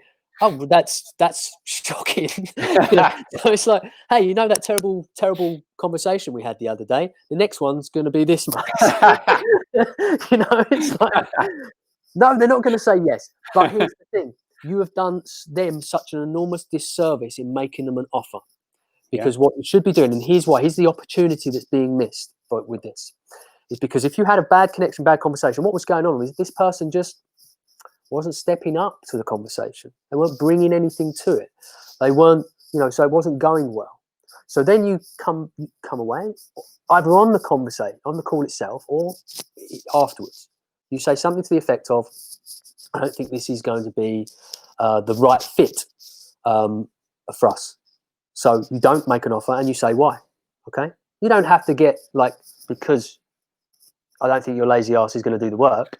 Just at the least, don't think this is going to be the right fit. Okay, at the least, which is something along the lines I'd say.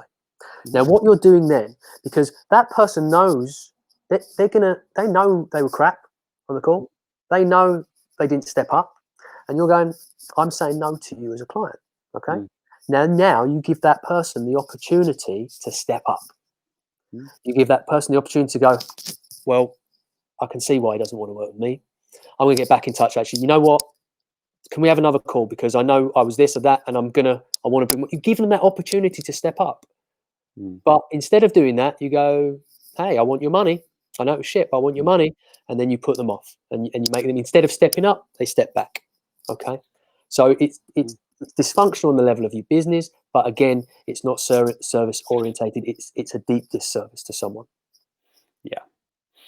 Yeah, and just with regards to how I do it, because I do it slightly differently to Rich. So I will do, the only time I do one session only is if I know the person already.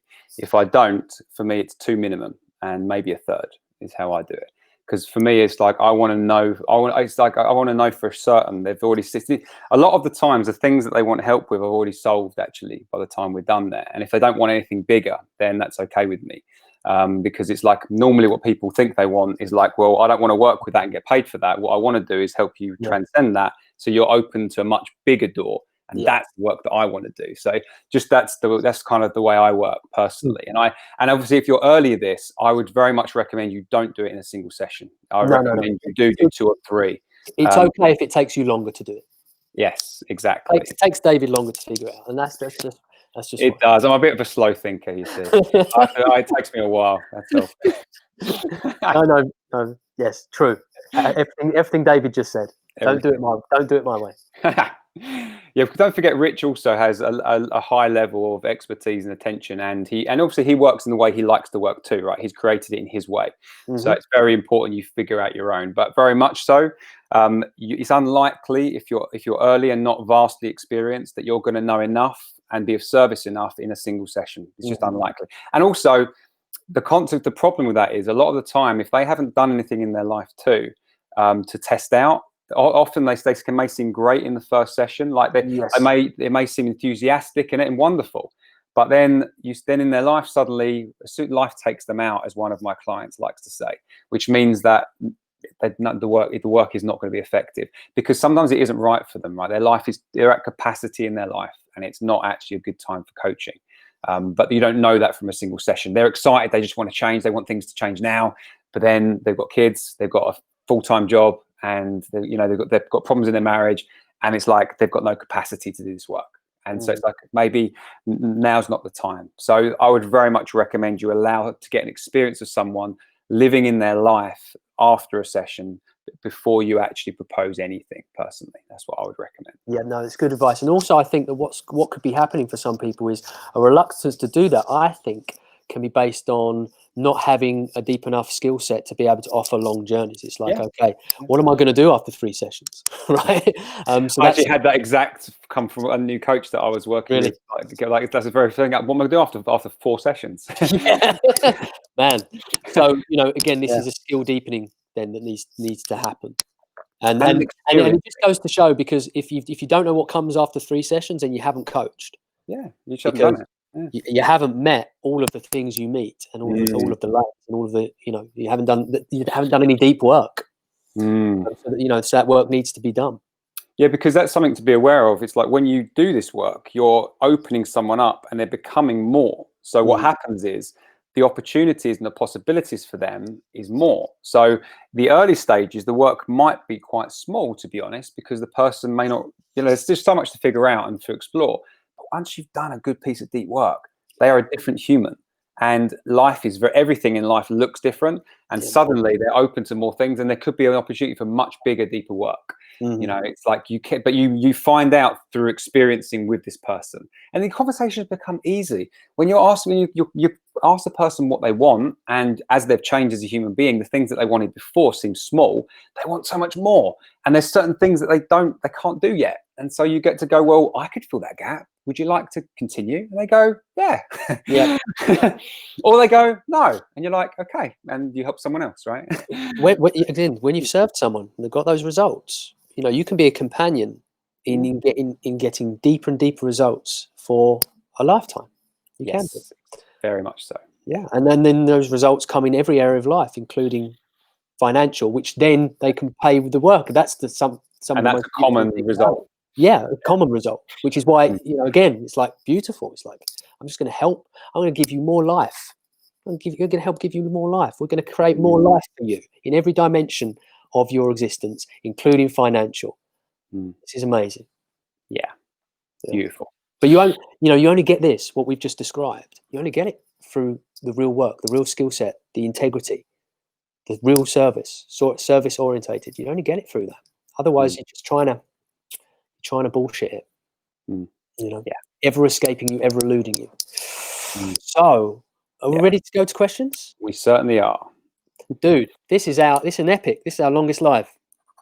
Wow, it is, isn't it? Yeah. And there's still so much more we could have covered, but I think there's so much here. In fact, I'd recommend coaches, if you wherever you joined, right, watch it back, take notes. Seriously, this is like a how-to from wherever you are to create success on your own. It's here for you. So let's go from the top. Sounds like Terminal Music. We've covered that. So just thank you everyone for your comments. So Kim is the first. She is Kim Parker.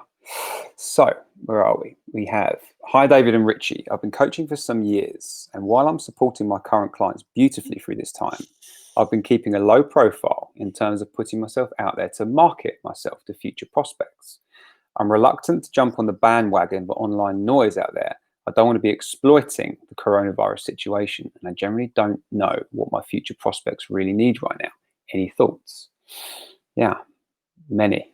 So I'd like to speak to something, actually, funny enough, Michael, I was speaking to earlier, and one of the things that he used in his language was, where do you find prospects and things like that. So one of the things I said to him was, stop calling them prospects. Richie used the term prospective client, and there's a good reason why. It's within that, the individual and the human is still there. When you're talking prospects, you're turning a person into a thing, into an object. Or lead. Do that.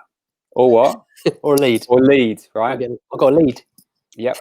You're turning them into a thing. So don't do that. But with regards to this, right? So first off, we kind of have covered this in part, but I'd speak to it directly. So first off, it's not about marketing yourself. So first thing is, when you're doing public posts, be of service. So share something that's of value that your clients. The easiest thing is this, right? You've got your experience. You'll have so many specific things your clients have been through, things that the things they've been facing, and the results you've created.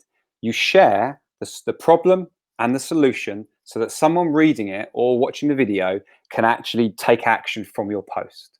So your post is of service, and it helps you become articulate about what it is that you do and what you've done with your clients. Because a lot of the time, if you're not doing the public post side of things, you're actually probably not as good at actually saying it and making it clear as you think you might be. A lot of the time when you do that, you realize, it doesn't sound quite right. Or when you do a post, it's not as clear and obvious to someone who doesn't know what you're talking about, right? And you only figure this stuff out by doing it. So I'd recommend that you do it to be of service. People need good guidance right now. And people need, some people will need to hear from you more than anybody else. Yes. Because the way you speak, the things you've got to say are far more valuable than anyone else on the planet. It's just the nature of how it works, right? And you don't know who those people are. And you don't know also over time who pays attention. And so, and this is also something to be aware of. Don't think short-term gain. Think post of value of service to people now, immediately, and think a brushstroke that paints the canvas of your coaching business for the future. Every post is a brushstroke. It is a meaningful stroke of the brush that actually enriches that painting, which is this incredibly successful business you've got, and it's of immediate service to the people that are reading it that is relevant for. So that's very much something I'd like to speak to there. Would you like to speak to the? You just said everything I wanted to say. Very But I'm cool. going to say it again anyway. She also did mention about the exploiting the coronavirus situation, right? Yes. So it's because what we don't want to do here, Kim, is we don't want good people holding back from being of service. We don't want that. We want enough time to be reflective, to ensure that what we're bringing is of service, and it's identifying where it is we can be of service. It's like, okay, so what's the problem here? What am I seeing that I don't like and I don't want to be a part of? And then you bring the solution to that, and you embody the solution to that. You be of service from that place, and we absolutely need you to do that. This is the process David and I went through, and many others who I've spoken to, who took that time, reflected, figured out what is going on here, what are people hearing, what are people's needs. Then we got the messages and interacted. We worked with our clients. What is it that the need is here that I need to speak to? We got clear on that, and then we stepped forward to be of service in that way. So go through that process, but don't hold yourself back to the point of you're in service to the people that need to be served by you. Yeah, very much so. And then the final point of I generally don't know what my future people really need right now. I just corrected that. It's a very simple thing can be just to ask. If you're not certain, just ask people. So what are you going through right now? That's it. What is it you feel you need, and be willing to be curious and to get real answers from people. Through that, you will find out a lot of the times. Actually, whenever you're not sure what to do, just think, what is the natural thing to do? Forget business, forget anything that you need. What's the natural thing to do right now? And then you'll probably come up with an answer that's going to help you and help your people. So what I would say to that is it's like the same solution as when you're actually in a client session, when you're connecting with someone. Is if you don't know what they need, you just keep listening, because they're going to tell you. Yeah. You just listen. They're going to tell you. We need to be told the work we need to do. Yeah. And we need to put ourselves in that very humble position of, I'm here for you to tell me. I'm going to pay enough attention. I'm not going to come in with my pre-designed thing I'm going to do. That is not coaching. Okay. And if you're doing that, we've got some work to do. Okay. You can't connect.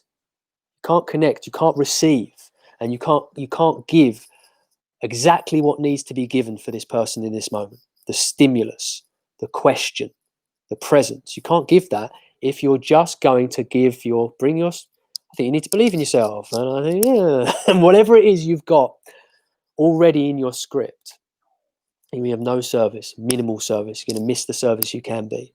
So it's like, it's a listening, it's a receiving. It's like, I genuinely don't know what my future people really need right now. Listen, pay attention. That's what we did. We went through this process of like, okay, right now I need to be told what you need, because circumstances have changed dramatically. So I need you to tell me what's going on. I'm not going to assume I know, because I know what my needs are. I know what I need to do, and I've done them. I've attended to those. But I'm not going to assume those things are identical for you. I need to find out. When one teaches, two learns, and it's that process. You need to teach me how to teach you. Yeah, that's it. We have to come from that humble place, and receiving deep enough to know. Because without that deep reception and deep listening, we can't know. Okay. And if we still don't know, then ask, as David said.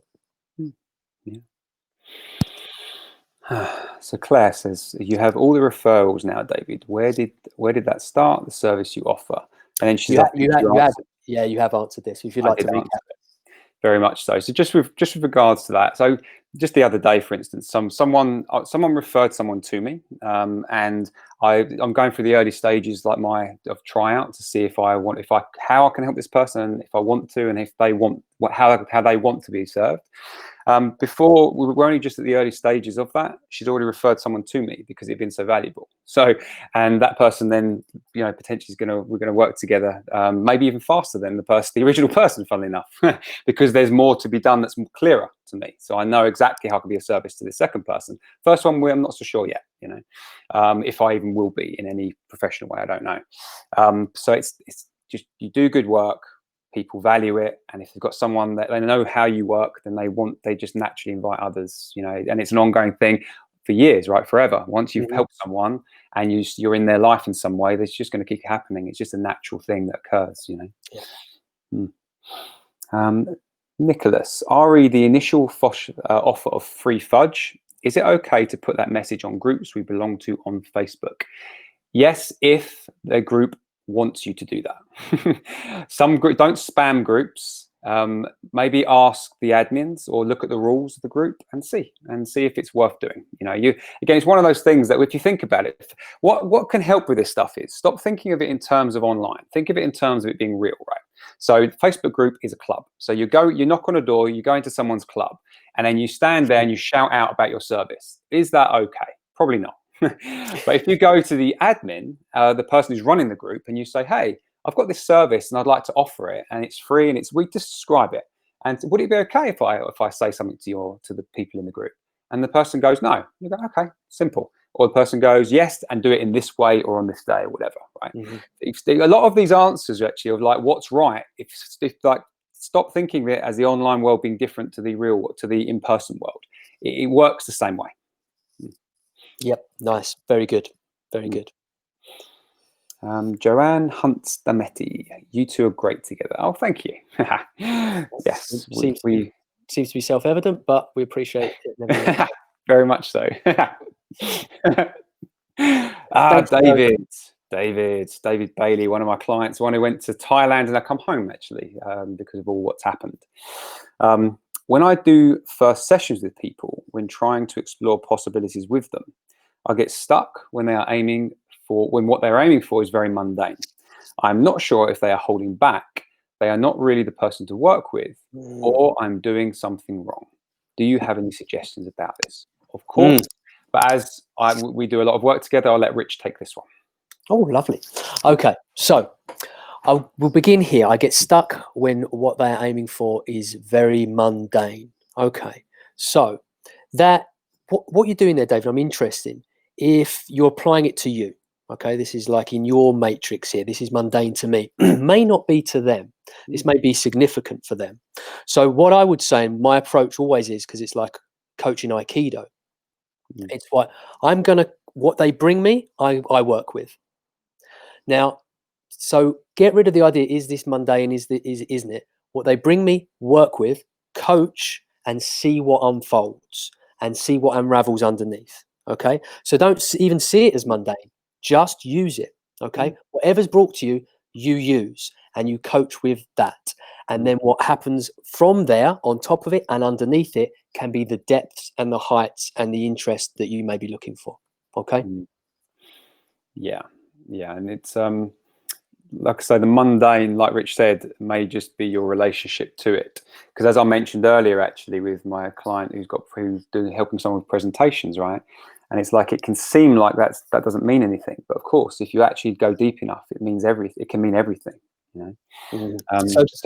So David, that answer, does that make sense? Because the moment I see that, I get excited because I think you're missing something magical right here.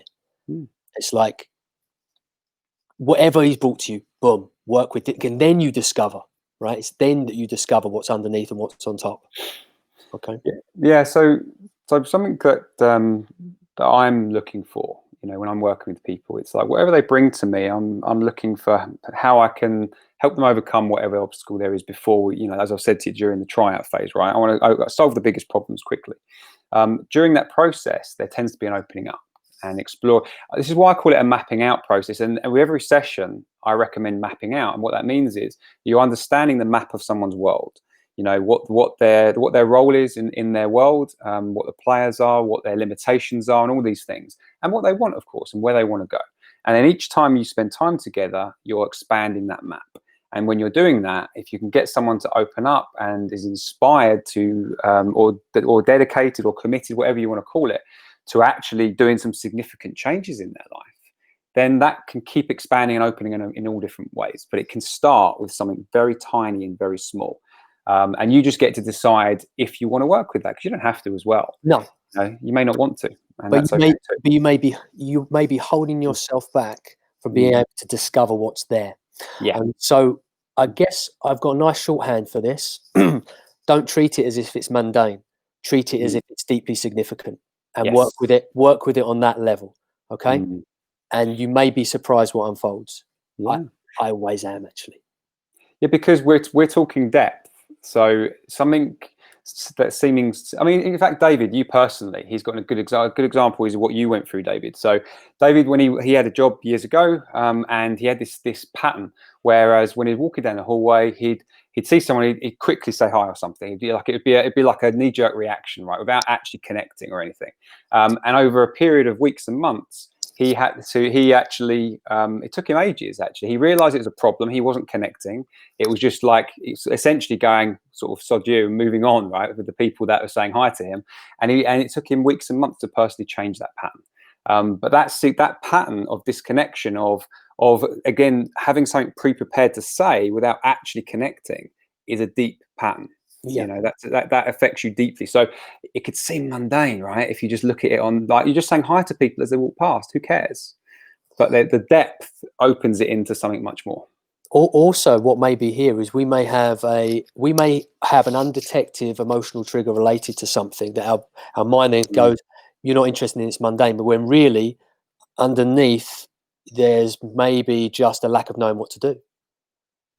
A lack of a discomfort with this. It's yours, and it's yours. It's not the fact this is mundane. It's like your mind is giving you an out. The illusion of boredom, it actually often is doing that. It's masking a frustration which is related to something personal to you. And if it might be, I don't know what to do with this, then it may be that. But anyway, approaching it as something significant. I'll give a personal example actually with coaching session had just under a week ago actually. So what someone brought to me was, as part of what they wanted to move forward with, was their relationship to their dog. Right. So I would have had perhaps a micro moment of, well, this is mundane to me, right? And it's so, but what I did is treat it as significant.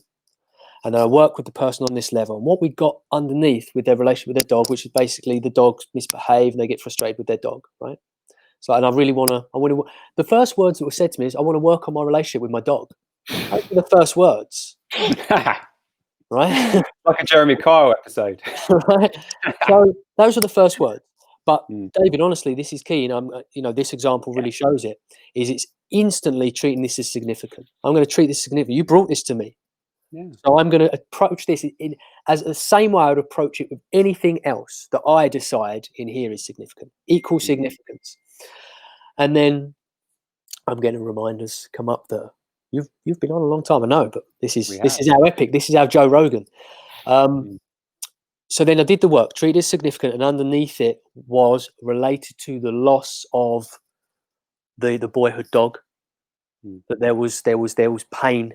There was pain and unmet trauma and grief related to, and that unmet trauma and grief relate to a deep bond with a childhood family member of the family that we got to. God, when we got underneath, we started talking about this other dog, the emotions that came forward from this person, it was just immense. That's not going to be just affecting his relationship with this new dog he has. It's going to affect his relationships in all areas of his life.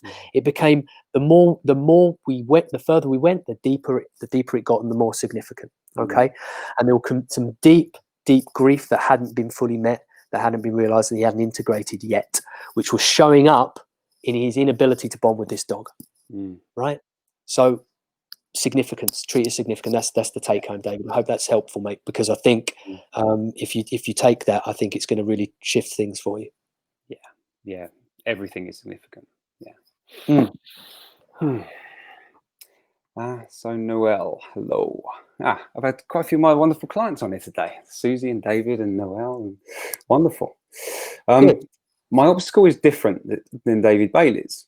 Most people I talk to for the first time say, I want to be a millionaire and travel the world and be successful. But their habits are terrible, and they say they have limited time and energy to make changes. Yes. So so Noelle's not necessarily a coach, but she runs this company, this insurance company in the US. It's growing rapidly, really. It's very exciting. And she does it with integrity. So I love working with her because she cares so much about the individuals. So with regards to that, their habits are terrible. They have limited time and energy. So this is like in the other way, it's like they're delusional, these people. They are just there saying they want the thing that people say they want, and there's no specificity to it or how they're going to make it happen. So it's very easy to sort that kind of stuff out. You just ask basic questions really about what they're going to do, what they're willing to do, what they've done so far, And I think on one of our first ever conversations, Noel, we explored this, the bravery aspect, right? People who are going to be successful need to be brave. They need to be willing to get on the phone. They need to be willing to keep getting people saying no, and learning through experience of growing, right? So those kind of people are quite easy to determine if they're really willing to lay out and become a millionaire, because you know it can happen. Your company helps people to do that, right? That's what you've set up to do. To make hundreds of thousands per year and millions can happen with your company, right? So you know what it takes. So for you, it's the willingness to present it to them in that way, or not you, because you're leading the company, right? Others should do this for you, but make it very clear on what's required. You know, what are the elements that are going to be needed from themselves, like the grit inside of themselves, and the practical steps required that can have them move in that way. So you can weed out people very quickly in that way. Yeah. And what I would say is that people really need to connect with the meaning within the steps they're taking, because the end goal meaning of that success and that millionaire is built on the micro meaning. And it's valuing that, because that's where you are. You need to meet this moment and become successful. You need to successfully meet this moment. You need to successfully navigate this challenge. That's where you need to bring your success to. Then that macro success is an inevitability. If what are you laughing at over there? This is good stuff. I'm just laughing, man, because I've been invited to write a chapter for a book, and the idea is like how to create success. And my part of it is going to be talking about being successful inside first and how to do that. Okay, everybody be very aware of how I just said it, because this is on video. but this is why I get people to really connect and with the meaning of those things they'd rather not do, that's going to orient them in the direction they want to get into. Because that adds gravity to it. We really need to kind of because just bad habits have got gravity all on their own. They're going to just pull us into it. So we need to counterbalance. We need to create gravity with that which has more meaning. We need to create gravity with that which takes discipline, because discipline is no fun, but eating that tub of biscuits, that's fun. So we need to create the meaning with why we're not doing that. Why we're not doing that? Because I get fat and lazy, and that's significant for me. Why? Because this is important to me. Why an addict to gambling and alcohol? Why are you not drinking or gambling? Because when you do that, you're a shit dad. What's more important to you? Being a good father. Okay, we need to infuse that meaning with this act of discipline. So then that act of discipline, that steps we're taking, have goodness attached to them. They pull you into them. You know, these are the ones you're choosing to design because they have personal meaning for you. The gravity gets bigger, and they feel good when you take that step. Suddenly the act of discipline becomes something that feels good, better than the act of temptation, better than the bad habit. The developing of the good habits becomes something that is deeply meaningful and enjoyable. So we create success in our next step, where we're meeting the world in now, and that is the fabric that creates the macro success that we're looking for. Yeah. And it's like, you've got to bring some of that into now, man. It's like, bring some of that into now. Yeah.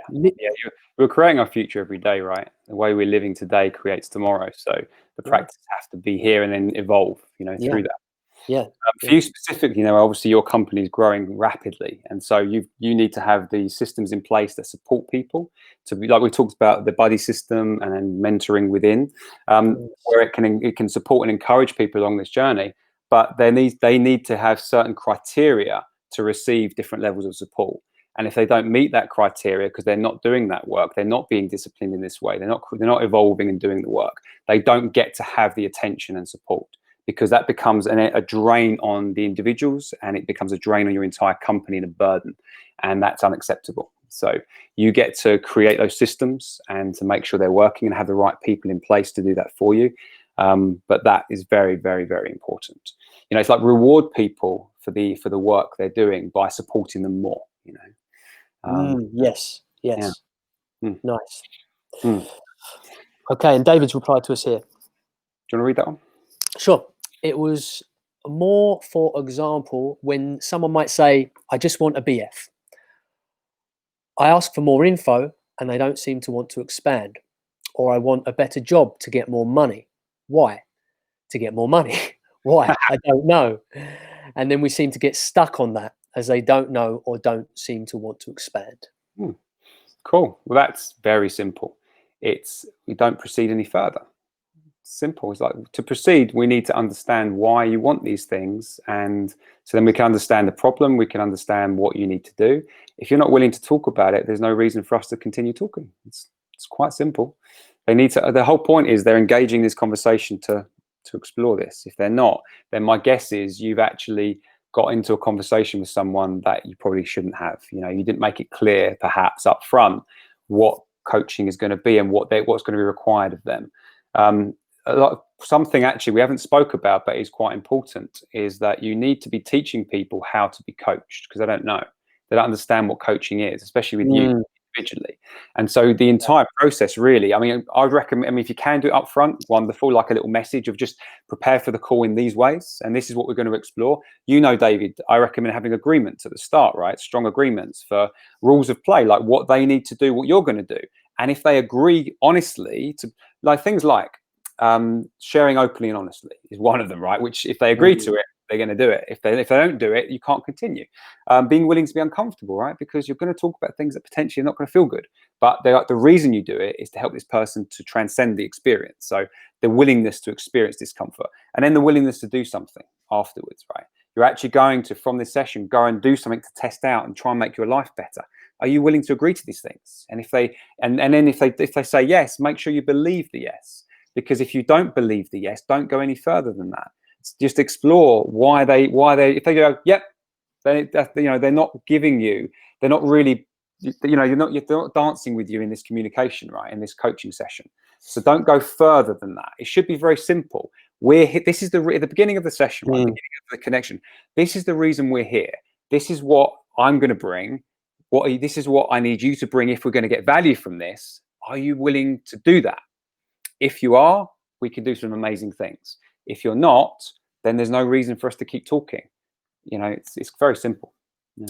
So I'm going to put something else if you talk it. All of this being absolutely correct, but I'm going to give you something else that you can play with as well when the occasion may call for it.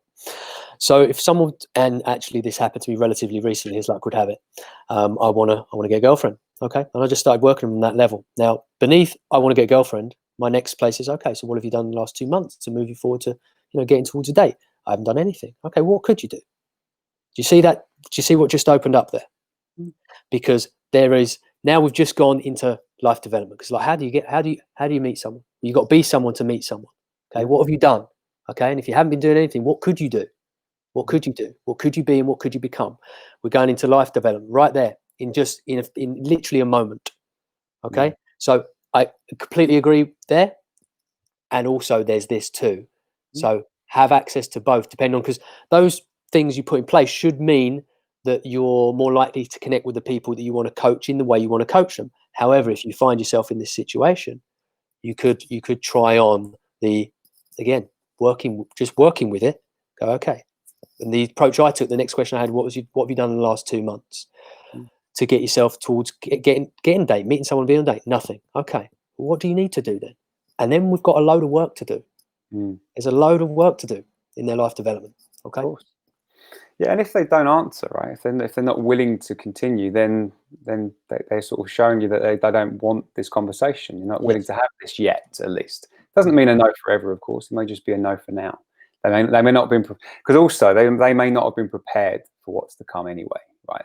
Nobody knows until they're in the moment what it's really like. So, again, be kind to these people too, right? Just because they come here and then they change their mind, doesn't matter.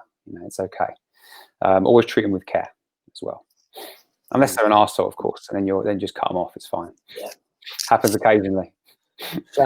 Holy fuck off. And that can be a wonderful thing, actually. Just for that can be good coaching too, right? When somebody's being rude and they're being obnoxious to you, and you just say, "That's not okay. I'm ending the call now." Then they get to meet themselves because they're left in the space of what's left afterwards, right? Yes. It's very, we're starting to develop into deep skills here, David. Yeah, we are. We're probably going a bit too far. Yeah. Okay. So, finish up. So we've got Susie. That's another wonderful client. That's why the agreements are so important. I think I need to make them feel a bit uncomfortable in a chemistry session to test their response. Yes, you do specifically, very much so. For the work that you're doing, that would be very useful. Yeah. Oh, yeah, it's very useful to test all relationships with a bit of discomfort. Yeah. Occasionally is perfect. Is very useful. Did you see the grin on his face as he said that? Yeah, so much. It's brilliant. It's wonderful thing. Wonderful thing. So to not withhold from potentially creating that discomfort and then having the opportunity to navigate it together and come through it and grow from it and deepen through it. It's like, yeah, man. Yeah. So to reiterate what David said earlier, we will continue to engage. Any questions, any comments? If this has been of service, please share. Please share on, tag people in, hold a watch party, invite people to that. Whatever it is that can pass this on, it's free access service that we want to provide to people to be able to deepen their service. What a beautiful thing to be able to do. Yeah. So any more comments or questions, keep them coming. We will continue to engage in written responses to you in the coming days. Yeah. Thank you very, very much for being here. Everyone that commented and engaged, thank you. And yeah, look forward to seeing you in the next one. Yeah. Thanks, David. Cheers, man.